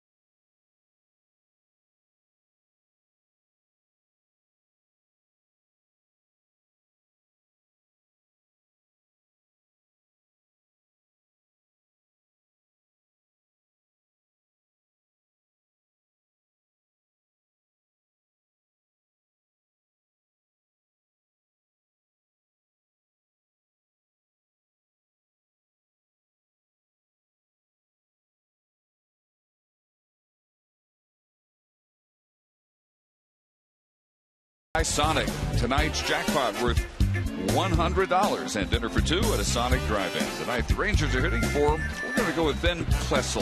Hope I got that right, Ben. From Arlington, if the Ranger hits a grand slam during this inning, Ben will win $25,000. You can register at any participating Sonic restaurant. And then the Rangers' sixth, heart of the order, Hamilton, Beltran, Young.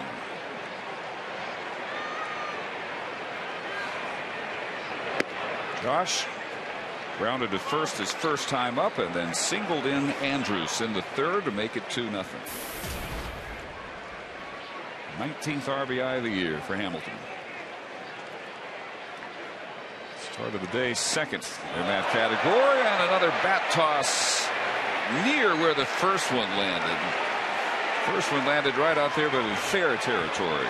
The last time he launched one, he got a base hit to drive in a run right after it.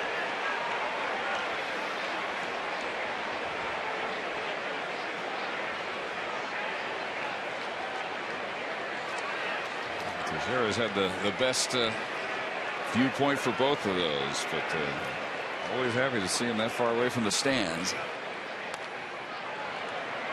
Waited on that one and decided to offer it as 1-2.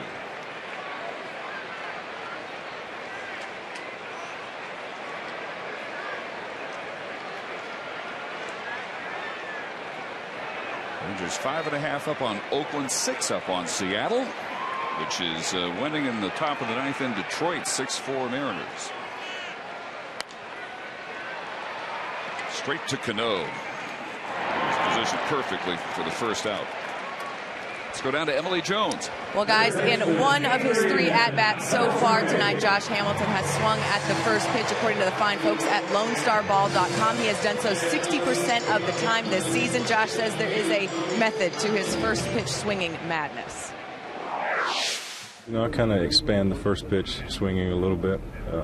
You know, pitchers like to get ahead early, and then you kind of expand after that. But you know, I just take a chance. I mean, I'm ready to hit every pitch. I mean, very rarely do you just see me kind of stand there and take a pitch. You know, I'm usually like check swinging or you know, ready to hit every pitch that's thrown up there. Obviously, it's been working thus far, leading the American League in home runs with 8 and 19 RBIs so far for this Rangers team. And as he says, he'll continue to adjust. Right now, he feels like he's getting good first pitches to hit, and so that might change as the season wears on. Everything he's doing pretty much is working. And they're cutting this for Beltre, 1-2. Rangers are having a hard time against Kuroda. This guy's pitching a good game himself.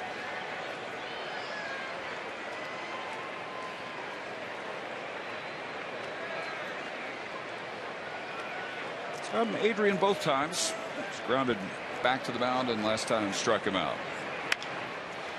And this one grounded to Chavez at third. And there's out number 2.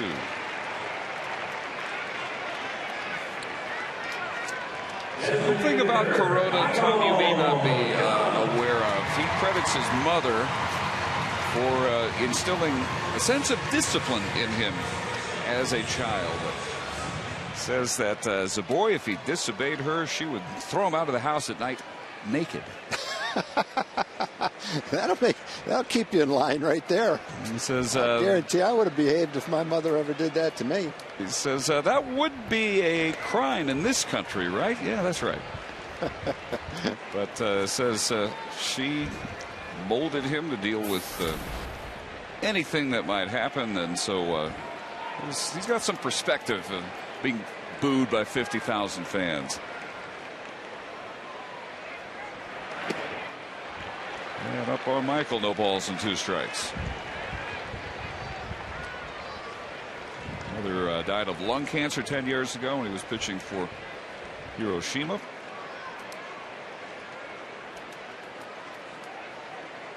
Still very much with him. Michael looking for his first hit in the series. 0 for 4 last night. That snapped his 10-game hitting streak. And 0 for 2 today. He's fouled out and grounded out.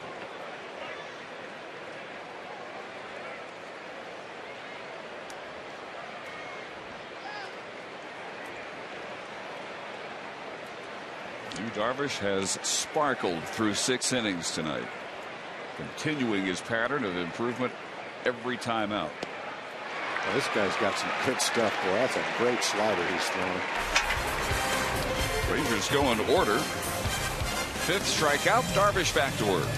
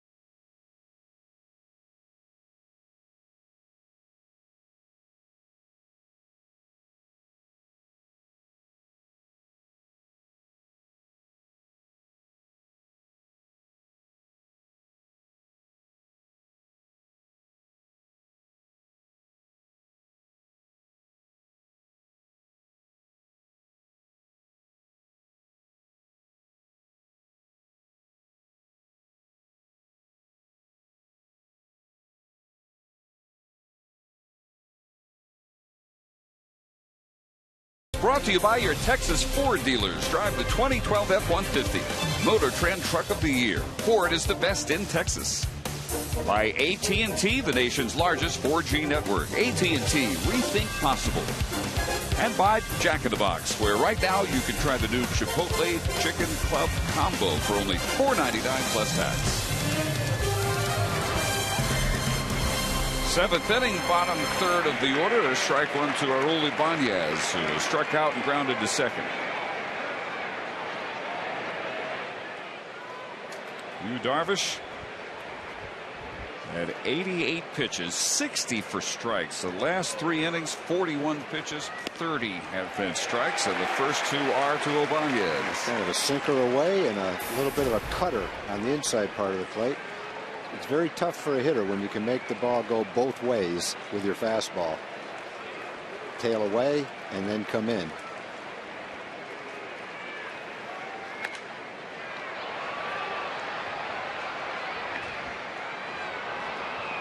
Ibanez, 39 years of age.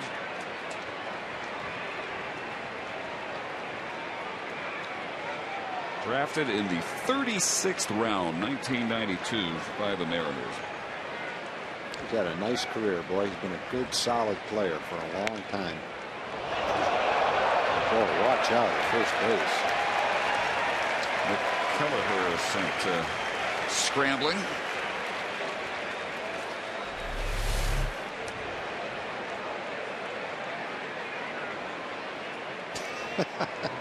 Nice finish. They get some good-natured ribbing for that one. I'm just glad he's okay. Sebastian Chamberlain enjoyed that. And there. He got a piece of it. I thought it was strike 3. He must have just ticked that pitch. Good curveball. I don't know how he did tick it.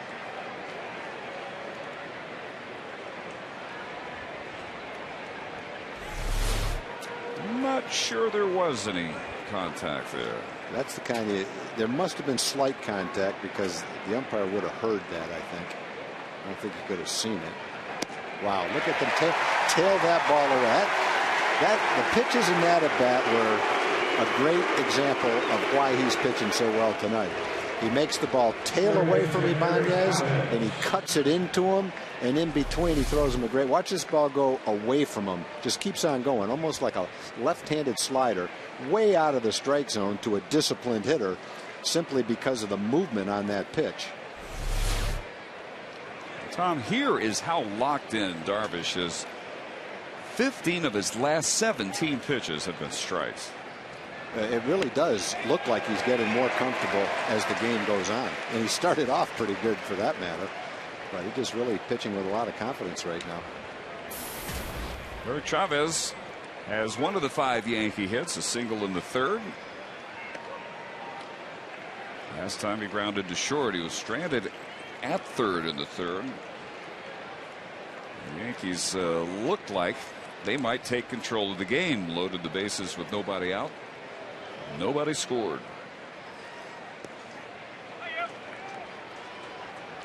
There you go. All right, go. Brent?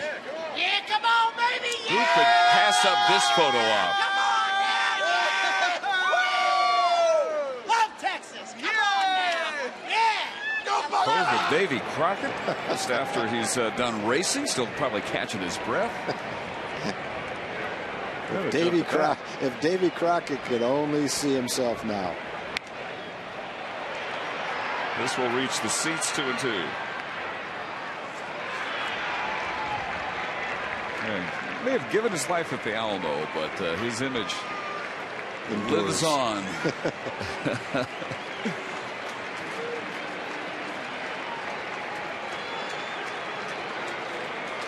2-2 to Chavez. Russell Martin will be next. 98th pitch of the night. 8th strikeout of the night. Darvish in his last start threw 120 plus pitches. Just as strong today. So his season has been kind of like spring training.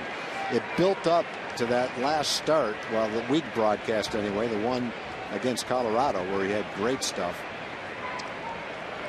And now the season is pretty much built up to this point. Every start's gotten better. The last one was really good. Only gave up 1 run and a couple of hits. in Detroit. But now he's pitching against one of the best offensive teams in baseball. And Russell Martin singles to the opposite field.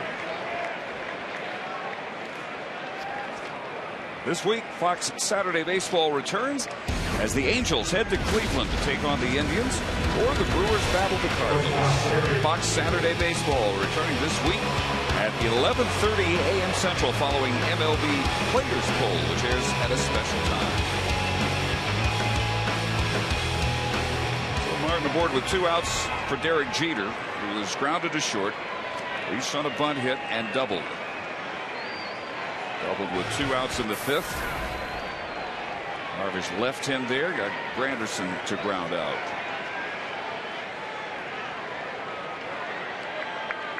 It's only been one 2-3 inning, and that was the second. He's still throwing hard too. 94 miles an hour with a fastball that just caught the outside corner. His 100th pitch hits him ahead of Jeter. Actually caught the inside corner.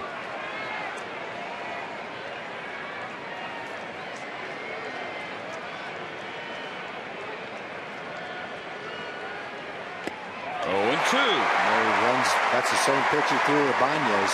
They went away from Ibanez, only this one came in on Jeter. Watch the movement coming right toward Jeter. I wanted to miss it.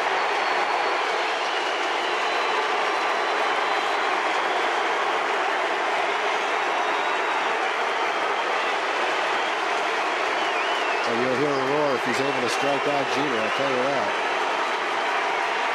Not many people have been able to do that this year. He struck out 6 times in 73 at-bats.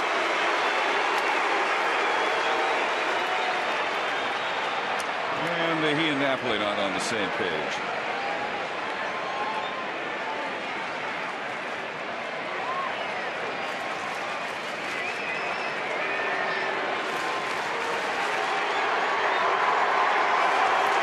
Eight strikeouts so far.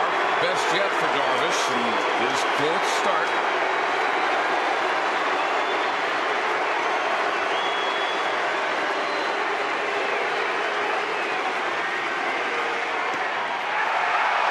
Just outside.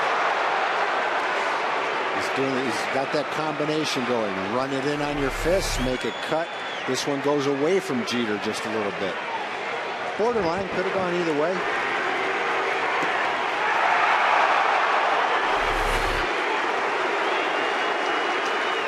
Runner goes on strike 3.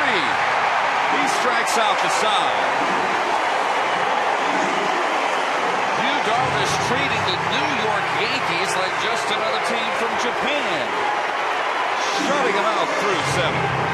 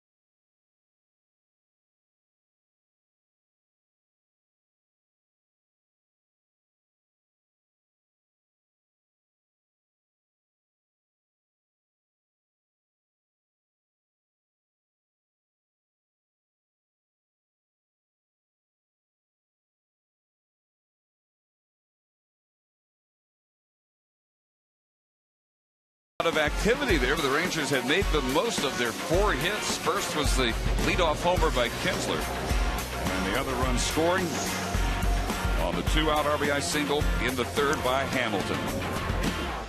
In the bottom of the 7th, it'll be Cruz, Murphy, and Napoli.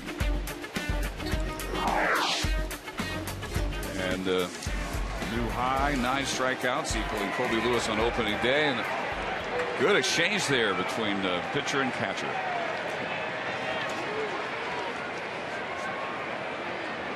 Both very happy with the results through 7. Now the Rangers looking to tack on an insurance run or 2.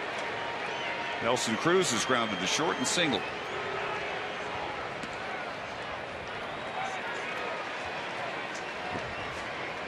'95th pitch of the night for Kuroda.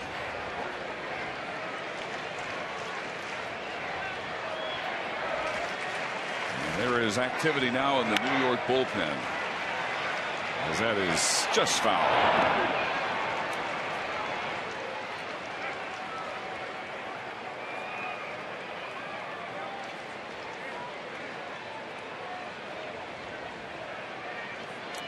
Corey Wade from the right side. Left-handed sidewinder is Clay Rapada. Been through here.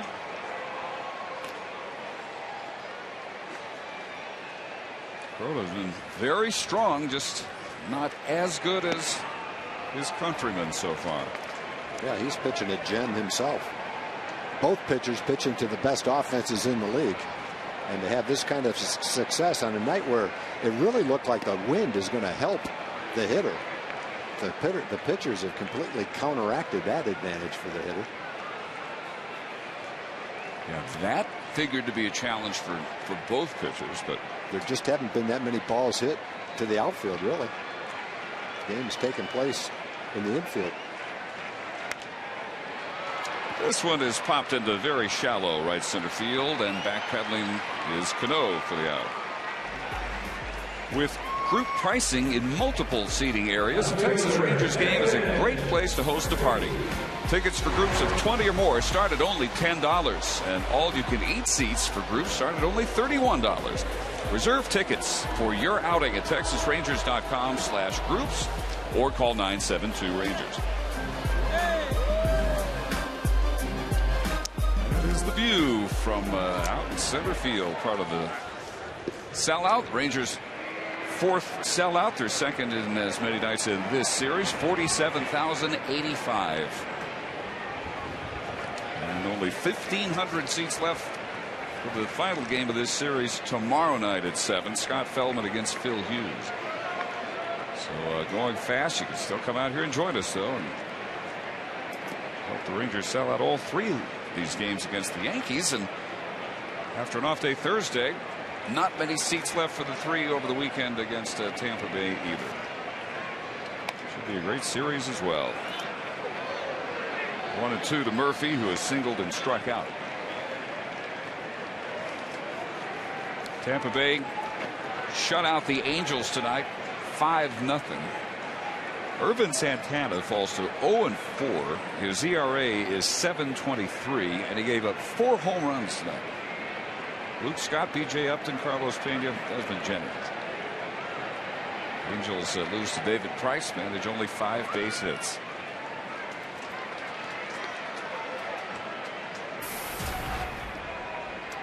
And Seattle has won at Detroit 7-4. Jason Vargas now 3-1. Max Scherzer falls to 1-2. Lofted into right center field. Long run. Can anybody get there? Curtis Granderson can. The ball just hung up a little too long for a base hit. Granderson's playing pretty deep over in actually left center field, it looked like a little bit. So he had a long run, but Swisher slides to stay out of his way, and Granderson closes on it and makes the play. Again, another ball not hit hard by the Rangers. Kuroda pitching an exceptional game tonight. Good assortment of sliders and sinking fastballs. His 2nd game of the year this year was an 8-inning, 5-hit shutout performance against the Angels. That's one thing, doing it against the Angels. It's another thing to pitch this well against the Rangers in their home park. He struck out Napoli both times.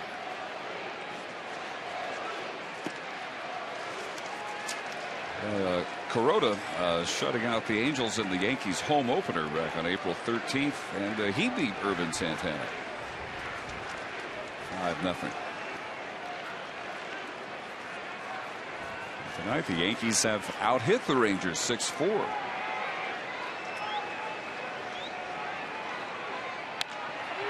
Driven straight up the middle. There's a base hit for Napoli. Aboard with 2 outs for Mitch Moreland.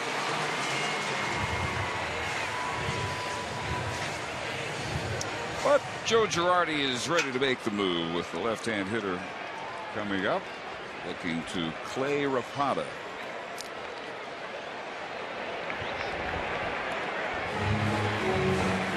Nice job by Kuroda, pitching an excellent game. Leaves at 107 pitches, 64 for strikes. And a 5-hitter through 6 2/3. On comes Rapata when we return.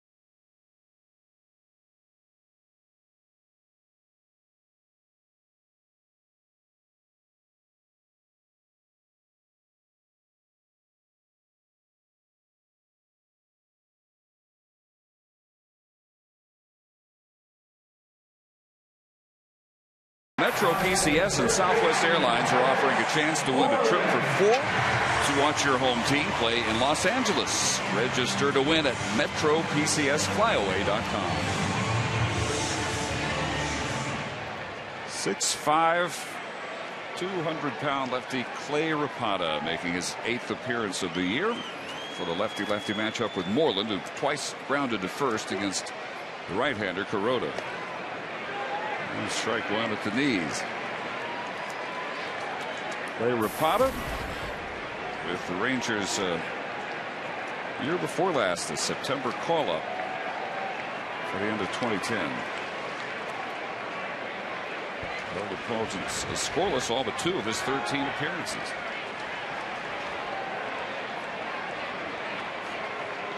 The Yankees signed him to a minor league free agent contract just before spring training this year.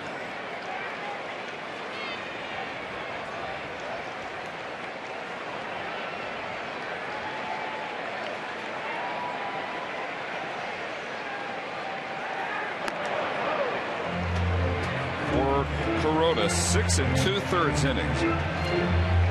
And at this point, 2 runs allowed on just 5 base hits. He struck out 5, walked 2. One of those turned into the Rangers' second run, the 2-out walk to Elvis in the 3rd.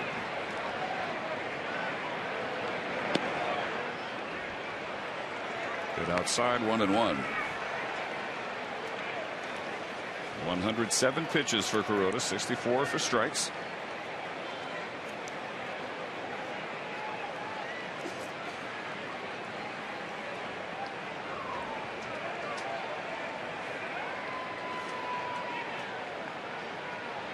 Right-hander Wade no longer throwing out in their bullpen. Close tabs on Napoli. Yeah, really worried about Napoli. Keep him close over there. Great chance he's going right here.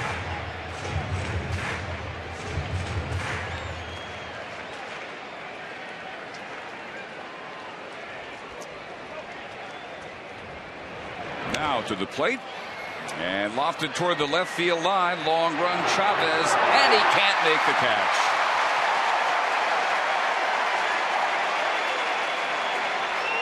That's a surprise. Gold glove caliber third baseman Eric Chavez. He gets to it, puts his glove up, just missed it.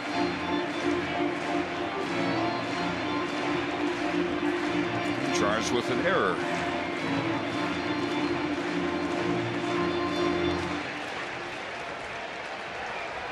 That close to ending the inning.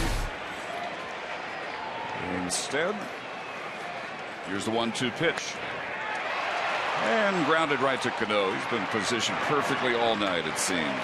So Rapata does the job. He leaves Napoli at first. On to the 8th. It's still 2-0.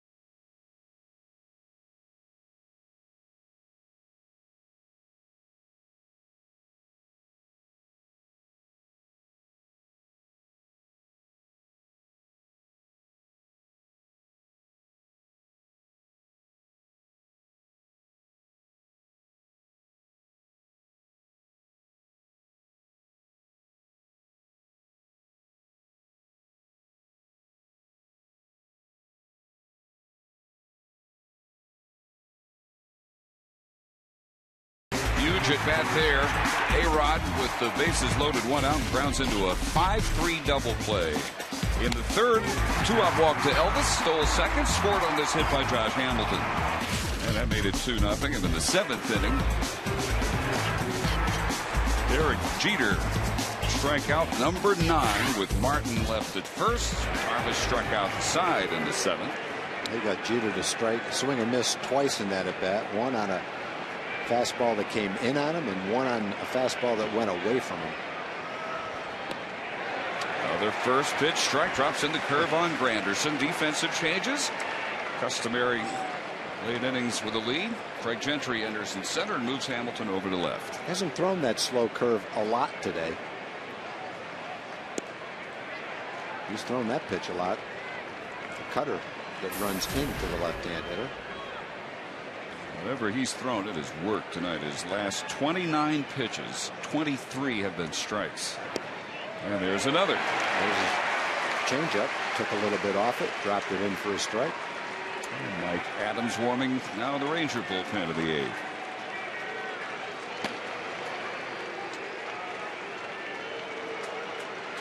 .106 pitches so far for Darvish. Wow, look at that curveball. 10th strikeout. He gets Granderson for the second time. Our Jimmy John's delivery of the game. What a night. The very beginning for you, Darvish. And remember, these are really good veteran hitters on a team that's hot. Completely being cooled off by a young pitcher with an exceptional assortment of pitches tonight. It's just, you're seeing him at, I think, his best, at least the best we've seen him so far. There may be more in him for all we know, but This is the best we've seen him so far. And the way he's made the ball move, his fastball, in both directions. He's thrown a slow curve. He's gotten a very hard curveball to be strike 3 for him several times. Struck out Rodriguez on a slider. You name it, he's thrown it tonight. Again, against a really good team that's hot right now. Hard one hopper. Elvis comes up with it, fires across for the second out. That's one of the few hard hit balls, and Elvis makes it look easy. Boy, he's playing some great shortstop right now. Steady, making all the routine plays. No careless errors so far this year. No errors, period. Look at him make that play on one hop. You've already seen him go to his left and spin all the way around and turn a 180 to make a play. Wow, what a play.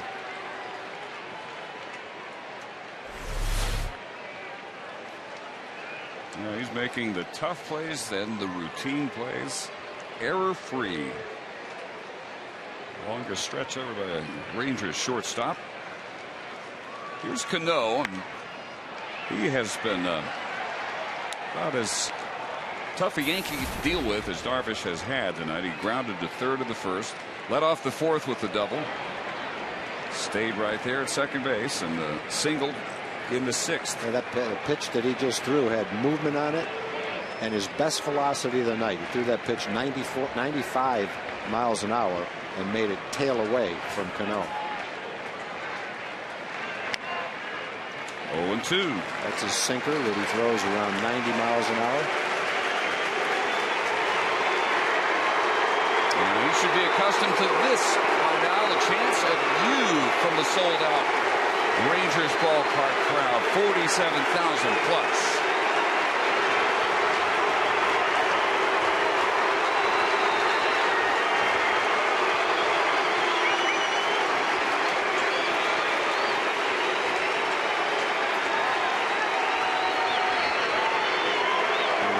Try to decide if he gets Cano right here, whether he's going to send him out for the ninth inning or not.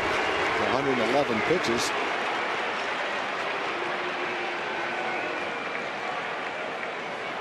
Well, last time out he threw 121. Said that's routine for me. I'm used to at least that many.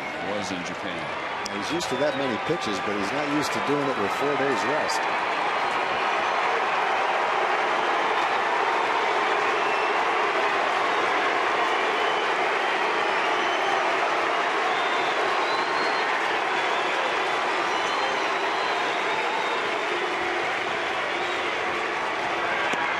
See fastballs. He's thrown a lot of fastballs, but that's a little misleading because all the fastballs aren't the same. Some sink, some tail away, and some cut. It really is like several different pitches, even though they are all fastballs.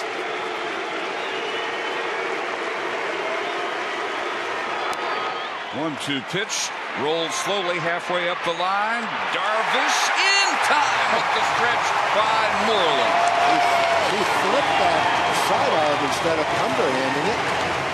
Got the job done. What a performance. 1, 2, 3 of the eighth on just 10 pitches.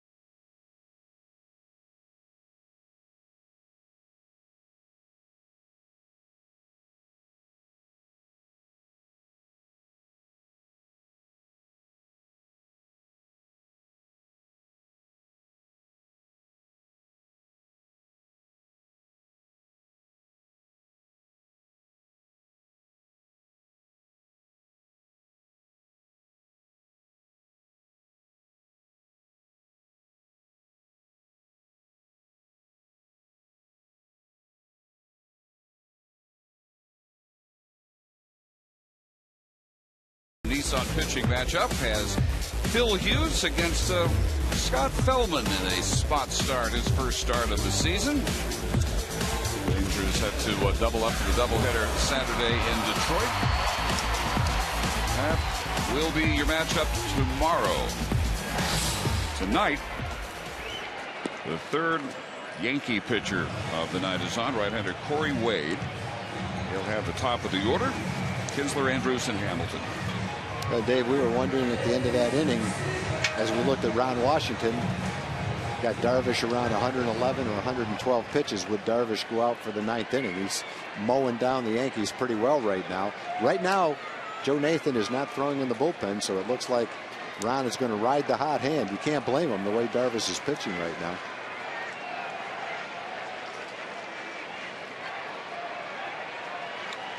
Ian Kinsler in his 21st career leadoff homer on the third pitch of the game.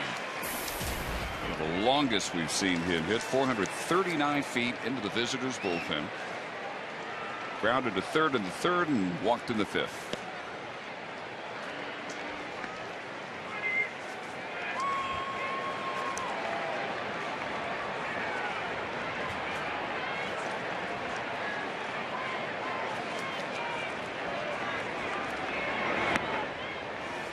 Two balls and a strike. Wade worked Friday at Boston, a scoreless seventh inning. Won his first 5 decisions as a Yankee last season. 2-2. Nathan walking around, doing a little stretching out there, but has not thrown yet.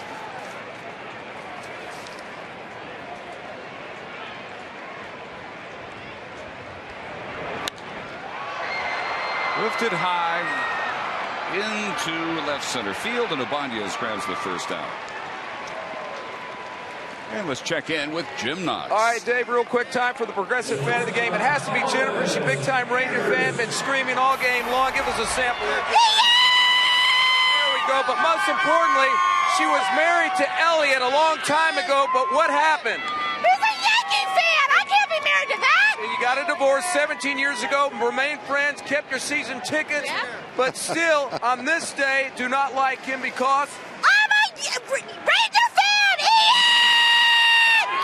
There's the bag. Congratulations. Way to go.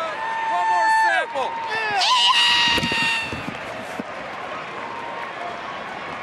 My ears hurt.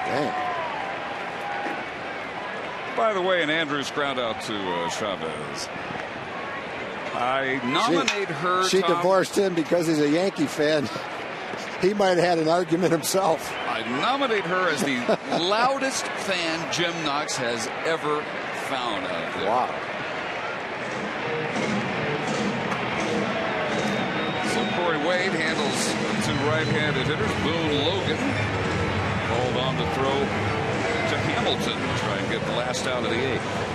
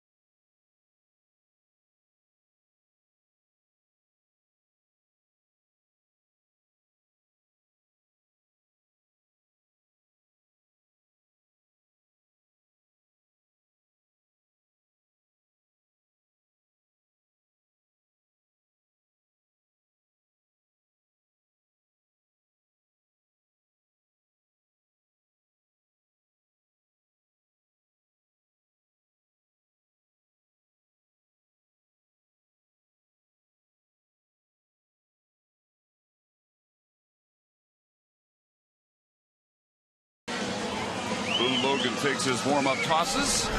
We look back at this date in Rangers history, and 20 years ago, actual construction began on the new ballpark, with the first game to take place opening day 1994. So 20 years ago today, dirt flew on this site. Just a little bit across the parking lot from Arlington Stadium. I can remember at the time our office building was kind of on the other side of the old stadium, and you could watch day by day this stadium being built. It was a lot of fun watching them put up the sides of the stadium to begin with. Yeah, anybody who got to see the model of what the ballpark was going to look like really had great things to anticipate. Yeah, that was exciting. Hamilton first ball hitting. And now Joe Nathan is beginning to throw out in the bullpen. We'll see if Darvish at least starts the ninth. Teixeira, Swisher, and Ibanez are the scheduled hitters. They are a combined 0 for 9.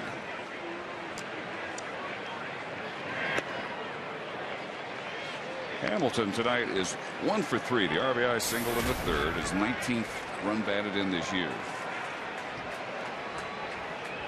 I think he's tied with Toronto at 10-6 atop the East, and Toronto has lost at Baltimore 2-1 to Tommy Hunter, improves to 2-1 on the year.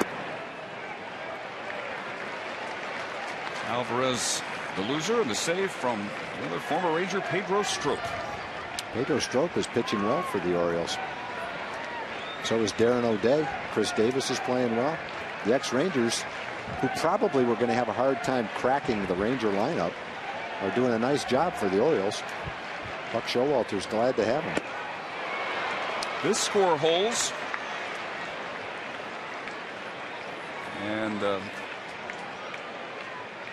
Yankees fall to 10-7. Toronto has fallen to 10-7. Baltimore has improved to 10-7, as has Tampa Bay. We could be looking at a four-way tie atop the American League East. Logan takes care of Hamilton. On to the ninth. We'll see if Darvish gets a shot at the complete game.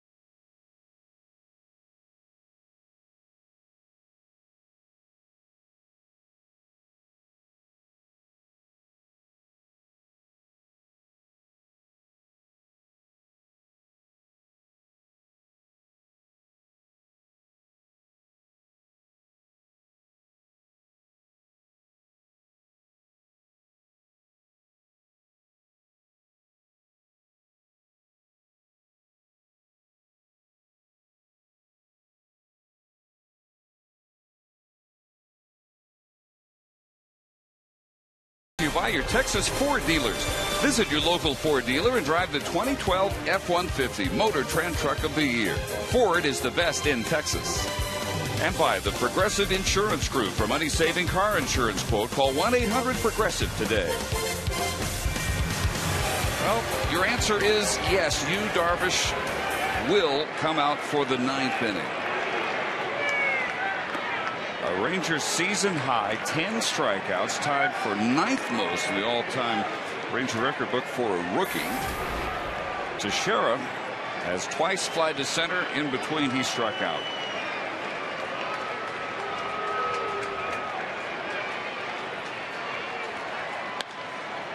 And this one is headed to shallow center field. Craig Gentry coming in. Out number one.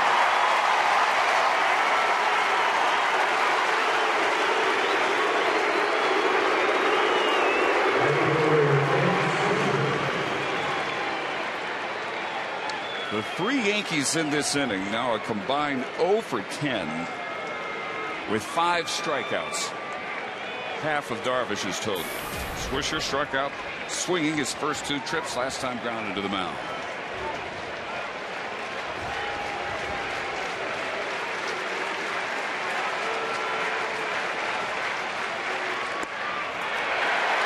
Miles an hour with a fastball, so he's got 115 pitches, but he's not tired. Kid's a horse, boy. I like the fact he never put a jacket on between innings, just sat on the bench with no sleeves. 95 miles an hour, but low. 117 pitches, 81 for strikes. Throwing strike one. Pretty key as anything tonight for Darvish. 2-1.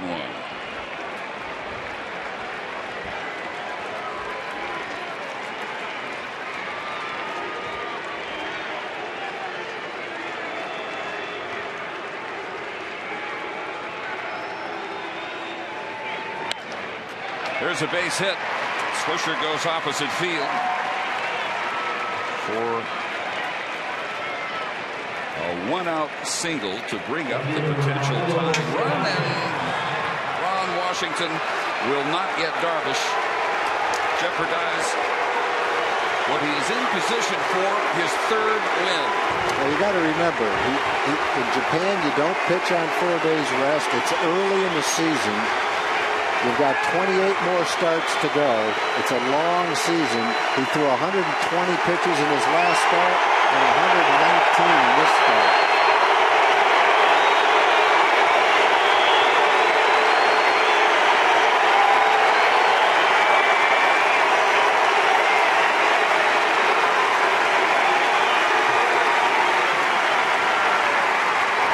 And he leads to a deafening roar from 47,085 packing the ballpark. Joe Nathan when we return.